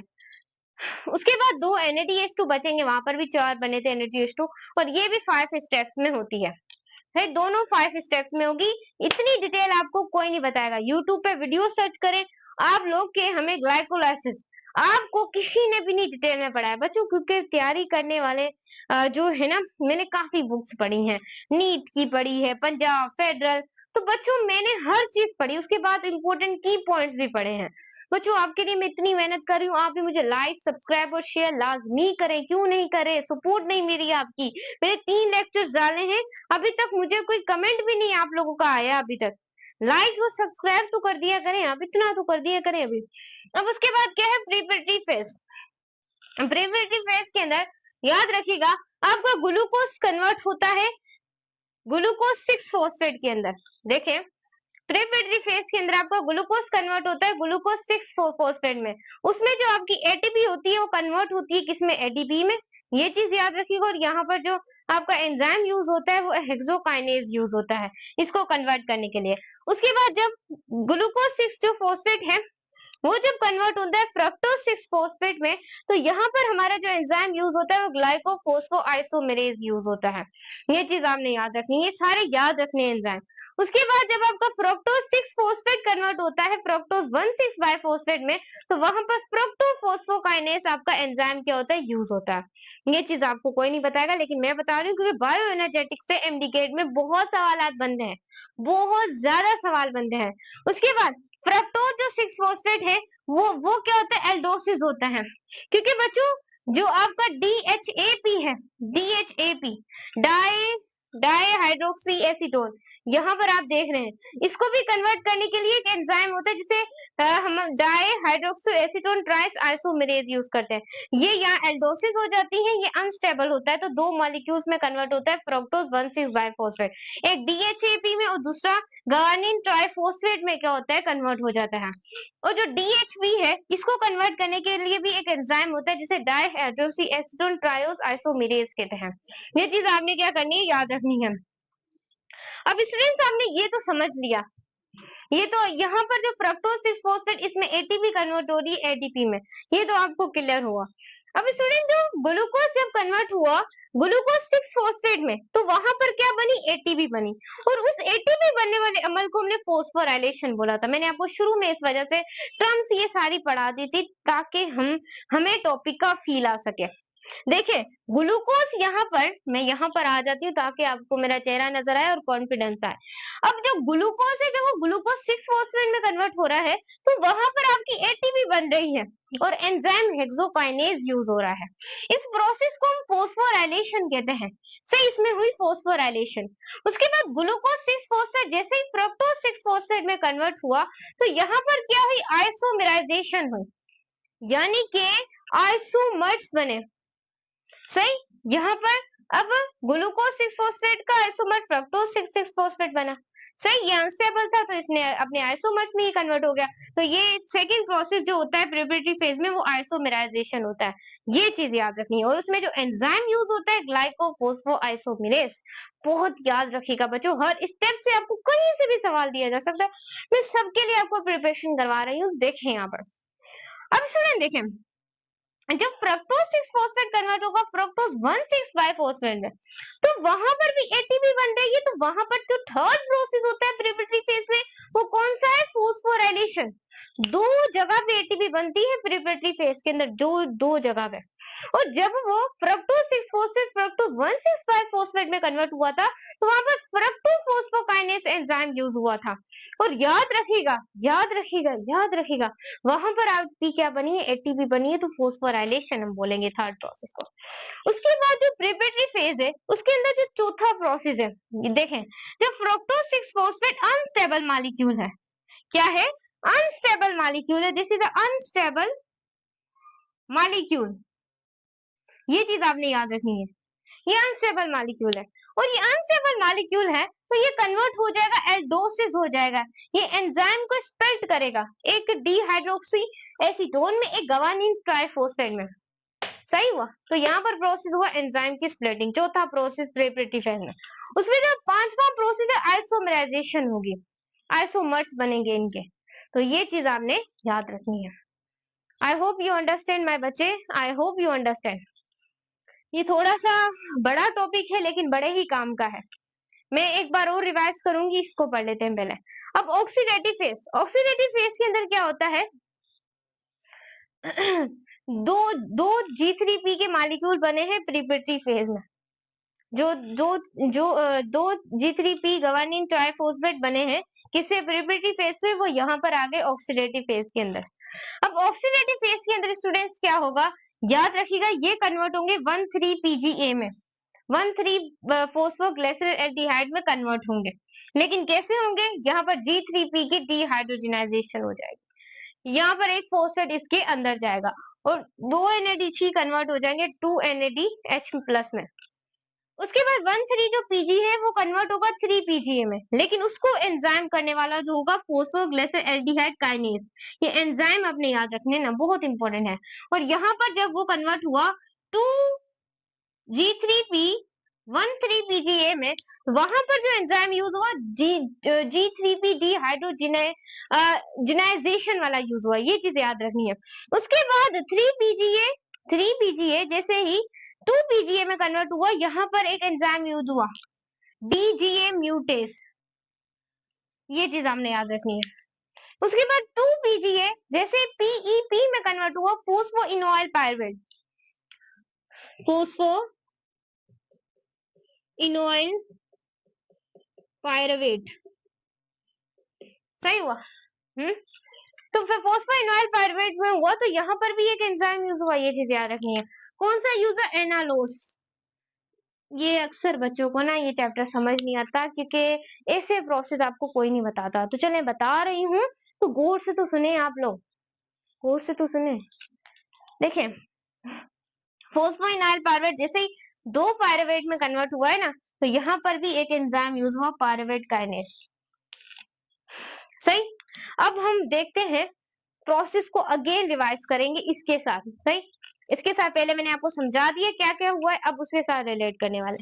अब स्टूडेंट, जैसे ही जो 2 G3P के मॉलिक्यूल है वो 1,3-PGA में कन्वर्ट हुए फोस्फोग्लिसरॉल्डिहाइड में, तो वहां पर डिहाइड्रोजनाइजेशन हुई, यानी कि ऑक्सीजन की, हाइड्रोजन की। ये चीज आपने क्या करनी है, याद रखनी है। उसके बाद 1,3-PGA जैसे 3PGA फोस्फोग्लिसरॉल्डिहाइड में कन्वर्ट हुआ, वहां पर एंजाइम कौन सा यूज हुआ, PGA काइनेज, और वहां पर ATP की फॉर्मेशन हुई है, फोस्फोराइलेशन हुई है, यानी कि 2 ATPs कन्वर्टेड इनटू 2 ATP, यहाँ पर 2 ATP बने हैं। और सेकंड प्रोसेस जो ऑक्सीडेटिव फोस्फोराइलेशन का है वो फॉर्मेशन ऑफ ATP, यानी कि आप इसे सेकंड स्टेप कह सकते हैं फोस्फोराइलेशन, राइलेशन भी आप लोग इसे कह सकते हैं। उसके बाद जैसे ही स्टूडेंट्स 3PGA कन्वर्ट हो रहा है 2PGA में, 3PGA कन्वर्ट हो रहा है 2PGA में, तो यहाँ पर प्रोसेस कौन सा हुआ, म्यूटेशन का हुआ। यहाँ पर एंजाइम कौन सा यूज हुआ, TGA म्यूटेस। उसके बाद 2PGA जैसे ही फोस्फोइनोइल पायरुवेट में हुआ, वहां पर एंजाइम यूज हुआ एनालोज, और वहां पर डिहाइड्रेशन हुआ। क्लियर है। उसके बाद मैं ये मान के चल रही हूँ आपको इन अम्लों का पता होगा, प्यारे प्यारे टीचर के पास फर्स्ट ईयर पढ़ी होगी, मैंने बहुत डिटेल में बच्चों जैसे आपको पढ़ाया है, लेकिन इन अम्लों का तो उन्होंने बताया होगा ना। अब इस पर हम अपना टाइम वेस्ट नहीं कर सकते ना स्टूडेंट। अब फोस्फोइनोइल पायरुवेट पायरुवेट में 2 पायरुवेट में कन्वर्ट होगा, वहां पर वहां पर याद रखिएगा आपका पायरुवेट काइनेज एंजाइम यूज होगा, और वो प्रोसेस यहाँ पर भी आपकी ATP की फॉर्मेशन होगी, यानी यहाँ पर भी आपकी फोस्फोराइलेशन होगी, फोस्फोराइलेशन होगी। 2 ATP is converted into 2 ATP, और एक वाटर का मॉलिक्यूल क्या होगा, रिमूव होगा। यहाँ पर ATP कितने बने, 2 ATP यहाँ पर बने ऑक्सीडेटिव फेज में, और 2 ATP यहाँ पर बने, टोटल हमें 4 ATP मिले इसे ऑक्सीडेटिव फेज में। लेकिन 2 ATP हमने प्रिपरेटरी फेज में यूज कर लिए। तो 4 में से 2 को माइनस करेंगे, बाकी कितने एटीपी बने? 2 एटीपी बचे। याद रखिएगा ग्लाइकोलाइसिस के अंदर हमारे पास 2 एटीपी मिलते हैं और 4 एटीपी मिलते हैं और 4 NADH2 मिलते हैं, लेकिन 2 हम यूज कर लिए होते हैं प्रिपरेटरी फेज में, इस वजह से 2 एटीपी और 2 NADH बनते हैं इसके अंदर, आपकी ग्लाइकोलाइसिस के अंदर। I hope you understand, I hope you understand. बच्चों आपको क्लियर हुआ होगा, बहुत इंपॉर्टेंट टॉपिक है आपकी पीएमडीसी के सिलेबस के अंदर ये वाला। याद रखिएगा यहाँ पर प्रिपरेटरी फेज के अंदर जैसे ग्लूकोज 6 फॉस्फेट में यूज हुआ, तो उस अमल को आपने याद रखना है, फॉस्फोराइलेशन एटीपी बनी।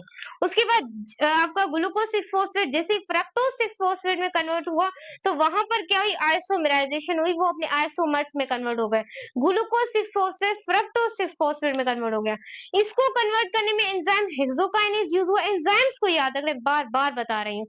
उसके बाद ग्लूकोज 6 फॉस्फेट जो फ्रक्टोज 6 फॉस्फेट में यूज हुआ, वहां पर एंजाइम यूज हुआ ग्लाइकोफोस्फोआइसोमेरेज यूज हुआ। उसके बाद जैसे फ्रक्टोज 6 फॉस्फेट फ्रक्टोज 1 6 फॉस्फेट में कन्वर्ट हुआ बाइफॉस्फेट में, तो फ्रक्टोफोस्फोकाइनेज, और ये प्रोसेस होता है फॉस्फोराइलेशन, यहाँ पर भी आपकी एटीपी बनी है। उसके बाद इसकी कन्वर्जन हुई, तो यहाँ पर 2 बच्चों ये एंजाइम स्प्लिटिंग हो गए। याद रखिएगा ये वाले एंजाइम, सही। और बच्चों इस तरीके से यहाँ पर 2 G3P के मॉलिक्यूल बन जाएंगे और वो आ जाएंगे ऑक्सीडेटिव फॉस्फोराइलेशन में। ओवरव्यू दे रही हूँ, बाकी मैंने सब आपको पढ़ा दिया है। या 2G3P कन्वर्टेड टू 1,3-PGA, फिर वो कन्वर्ट होंगे 3-PGA, फिर 2-PGA, फिर PEP फॉस्फेनाइल पायरुवेट, फिर 2-पायरुवेट। पहला प्रोसेस यहाँ डिहाइड्रेशन होगा, फिर फॉर्मेशन होगी एटीपी की, फिर म्यूटेशन होगी, फिर डिहाइड्रेशन, फिर दोबारा से क्या बनेगी? आपकी एटीपी बनेगी। तो बच्चों ये था आपका ग्लाइकोलाइसिस का प्रोसेस। आई होप आपको क्लियर हुआ। डिस्क्रिप्शन में लिंक मिल जाएगा। अब जो आपकी क्रेब्स साइकिल है उसे आप सेट्रिक एसिड साइकिल भी कहते हैं, और इसका थर्ड नाम है, इसे हम ट्राई कार्बोक्सिलिक एसिड साइकिल भी कहते हैं। क्रेब्स साइकिल को सेट्रिक एसिड साइकिल भी कहते हैं, ट्राई कार्बोक्सिलिक एसिड साइकिल भी कहते हैं, क्योंकि इसमें जो पहला कंपाउंड बनता है वो 3 कार्बन कंपाउंड। सो आगे चलते हैं। इसे सबसे पहले जो डिस्कवर करवाया था वो किसने करवाया था? वो करवाया था सर हेंस क्रेब ने, सर हेंस क्रेब ने। और उसके बाद ये सेकंड स्टेज होती है एरोबिक रेस्पिरेशन की। तो मैम फर्स्ट स्टेज कौन सी थी? मैंने आपको पढ़ाई थी, फर्स्ट स्टेज थी ग्लाइकोलाइसिस।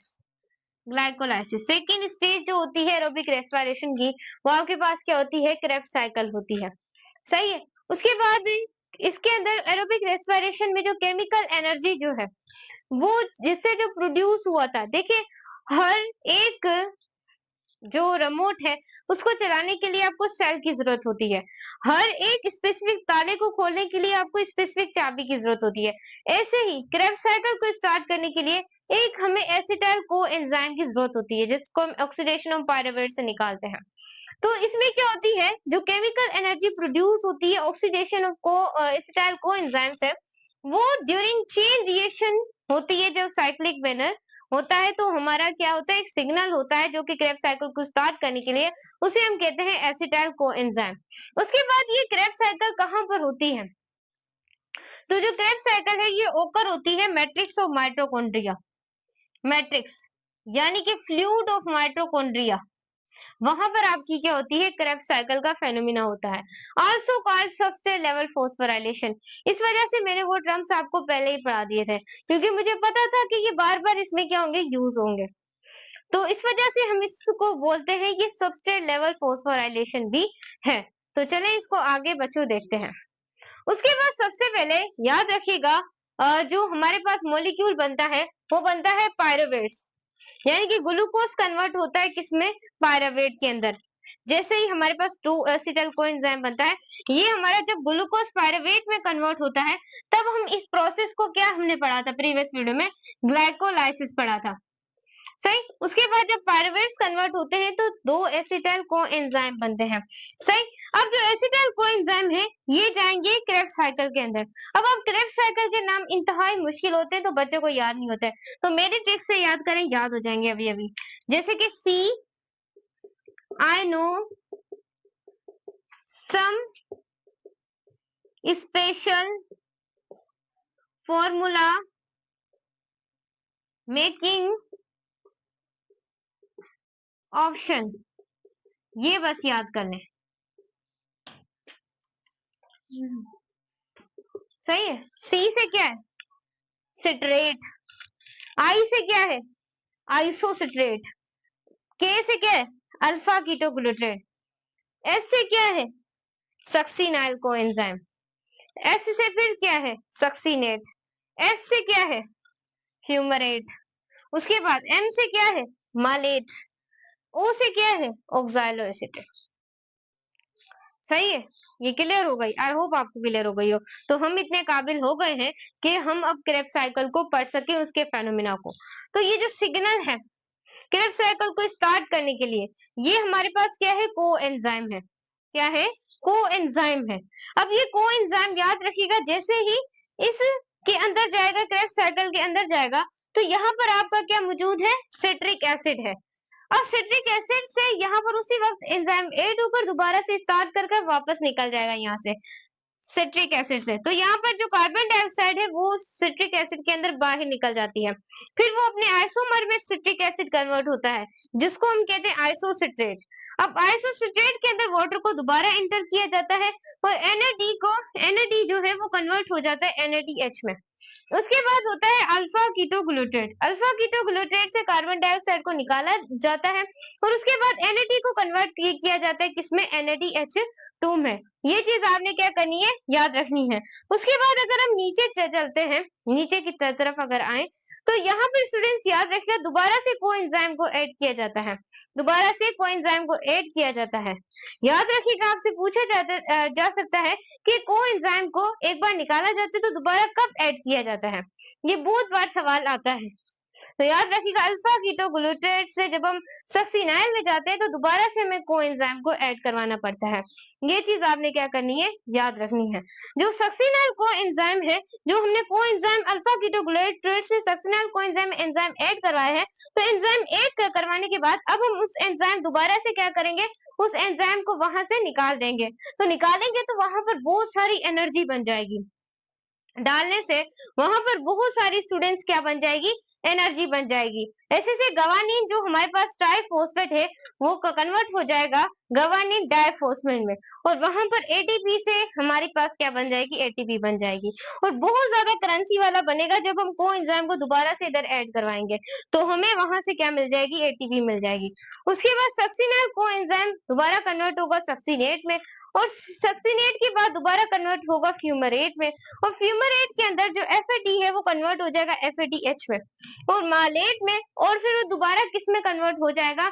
ऑक्सैलो एसीटेट में, जहां पर NAD is converted into NADH2।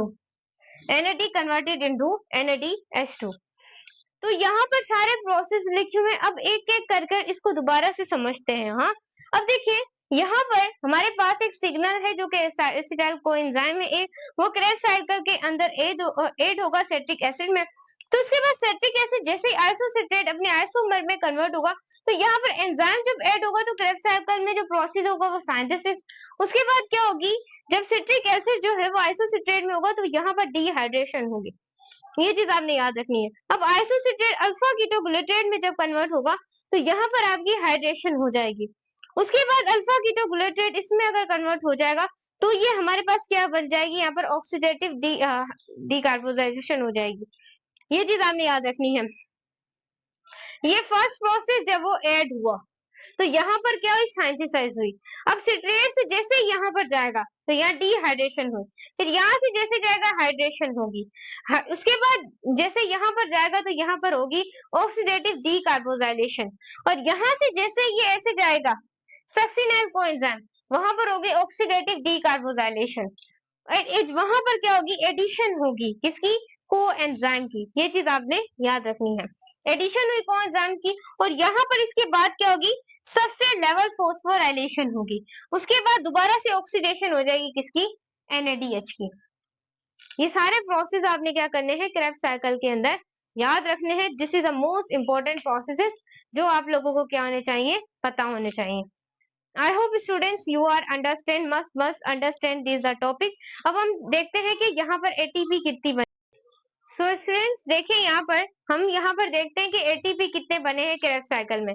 Krebs cycle के अंदर जो आपके पास एटीपी है वो एक बनता है, क्योंकि आप लोगों को क्रेब्स साइकिल 2 मर्तबा चलती है, फिर हमें अपनी जो चीजें हैं वो मिलती हैं। अब एक क्रेब्स साइकिल के अंदर एक एटीपी बनता है और एक क्रेब्स साइकिल के अंदर 3 NADH2 बनते हैं।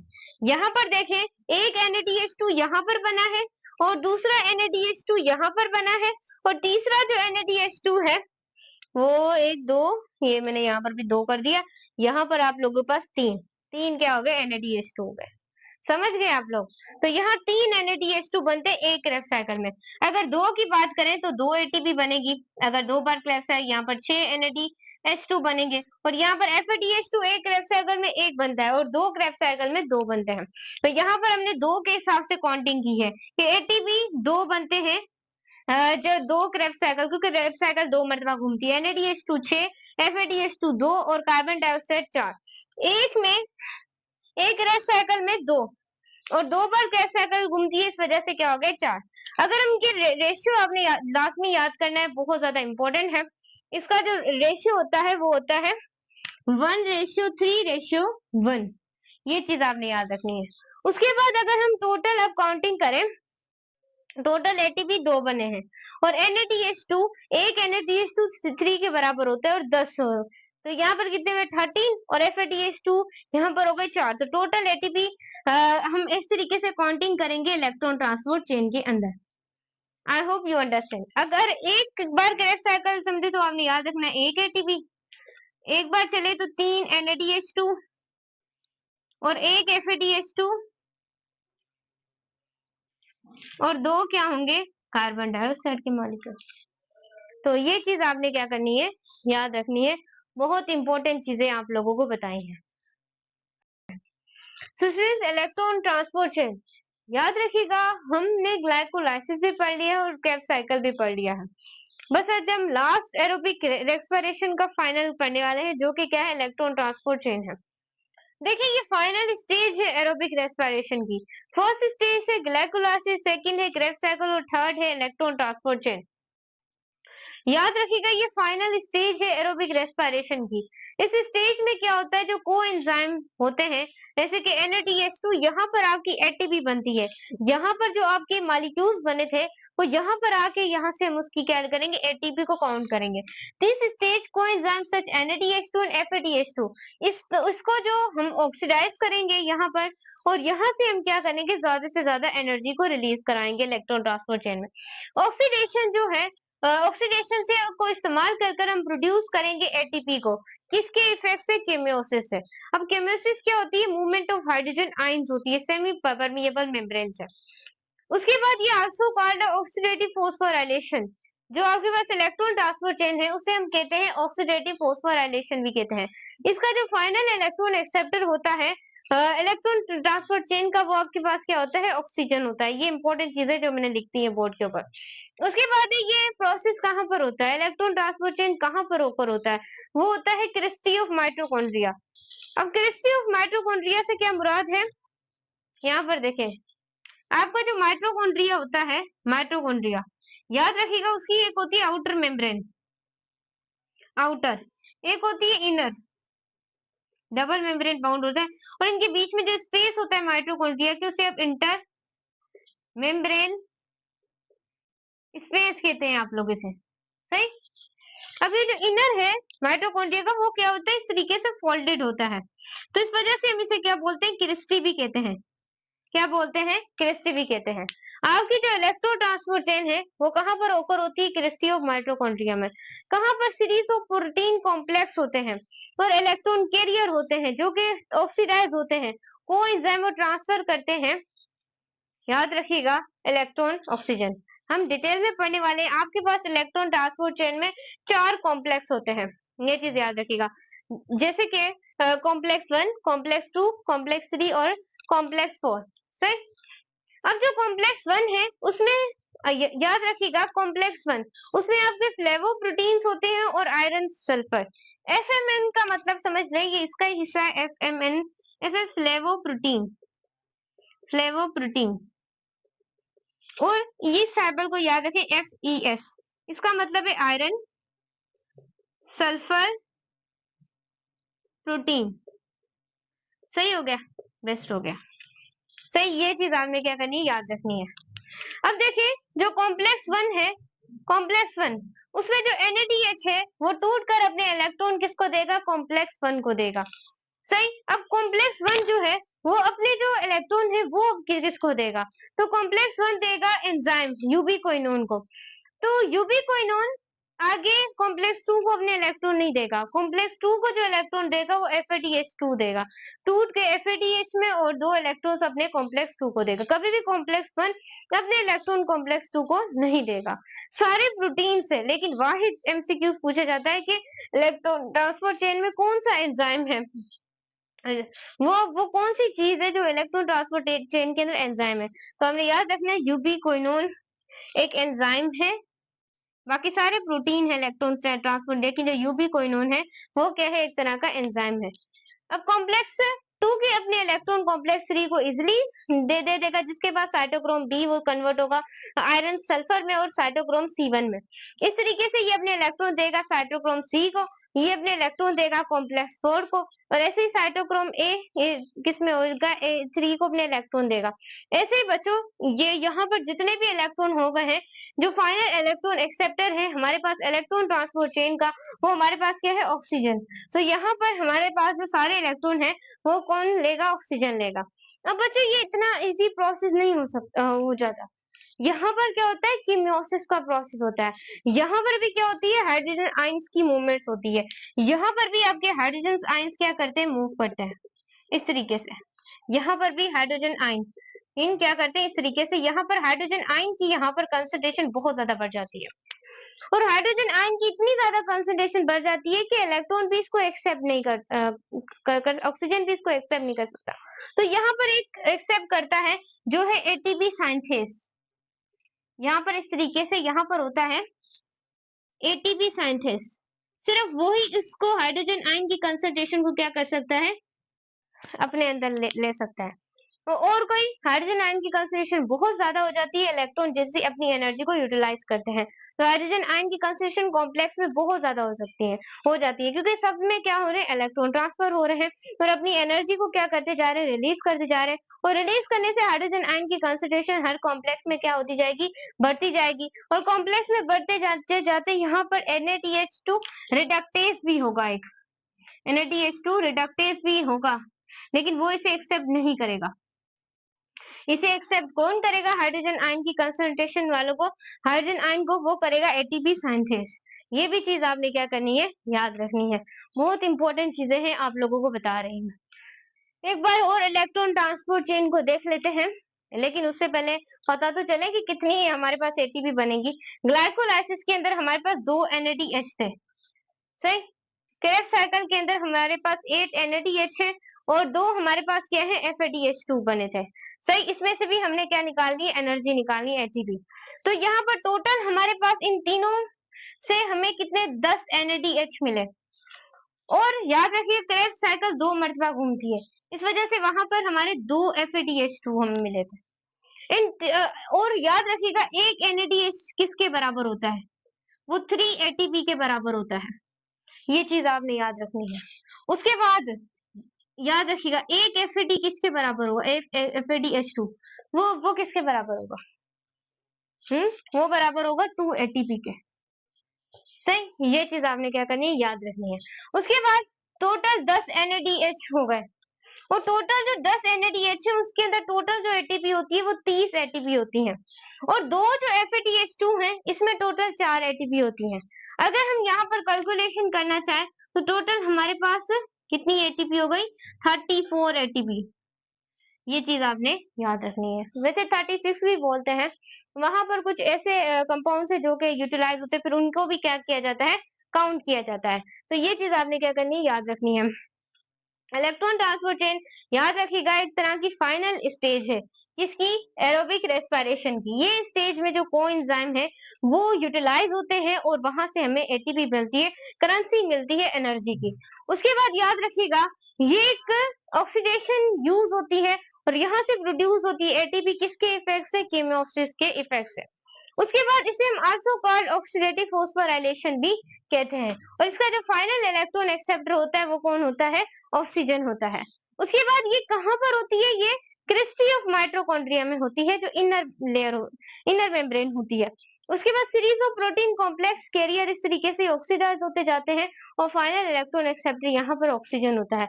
यहाँ कॉम्प्लेक्स 1, कॉम्प्लेक्स 2, कॉम्प्लेक्स 3 और कॉम्प्लेक्स 4। कॉम्प्लेक्स फॉर्म में फ्लेवो प्रोटीन है, आयरन सल्फर प्रोटीन है। ये अपने इलेक्ट्रॉन NADH2 कॉम्प्लेक्स 1 को देगा, कॉम्प्लेक्स 1 एंजाइम को देगा। एंजाइम कभी भी कॉम्प्लेक्स 2 को इलेक्ट्रॉन नहीं देगा। यहाँ पर FADH2 कॉम्प्लेक्स 2 को देगा। फिर ऐसे यहाँ पर इलेक्ट्रॉन्स दिखा रहे हैं तो हाइड्रोजन आयन की कंसंट्रेशन ऑब्वियसली बढ़ रही होगी, होपफुली बढ़ रही होगी। तो यहाँ पर क्या है? कॉम्प्लेक्स 3 को अपने इलेक्ट्रॉन देगा, फिर साइटोक्रोम B देगा, फिर आयरन सल्फर, फिर साइटोक्रोम C। इन दोनों को कनेक्शन करने वाला आपसे पूछा जा सकता है कौन सा प्रोटीन होता है, तो साइटोक्रोम C। और इन दोनों कॉम्प्लेक्स 1 और कॉम्प्लेक्स 2 को कौन अटैच करता है? एक एंजाइम अटैच करता है, जो भी कोई ना। उसके बाद यहाँ पर साइटोक्रोम A फिर उसको A3 को देगा। इस तरीके से फाइनल इलेक्ट्रॉन एक्सेप्टर, इस तरीके से आपकी क्या चलती जाएगी? इलेक्ट्रॉन ट्रांसफर चेन चलती जाएगी। उसके बाद याद रखिएगा ग्लाइकोलाइसिस में 2 NADH होते हैं, क्रेब्स साइकिल में 8 NADH होते हैं और 2 FADH2 होते हैं। और अगर टोटल की बात करें 10 NADH बराबर होते हैं 30 ATP। क्यों? क्योंकि एक NADH बराबर होता है 3 ATP के और एक FADH बराबर होता है किसने? 2 ATP के। तो याद रखिएगा 10 NADH बराबर होंगे 30 ATP के। यहाँ पर देखें ना, आप 3 को मल्टीप्लाई करके देख लें 10 से, 3 0 0 3 1 3 कितने हो गए? 30 हो गए। और 2 FADH बराबर है 4 ATP के। सही बात।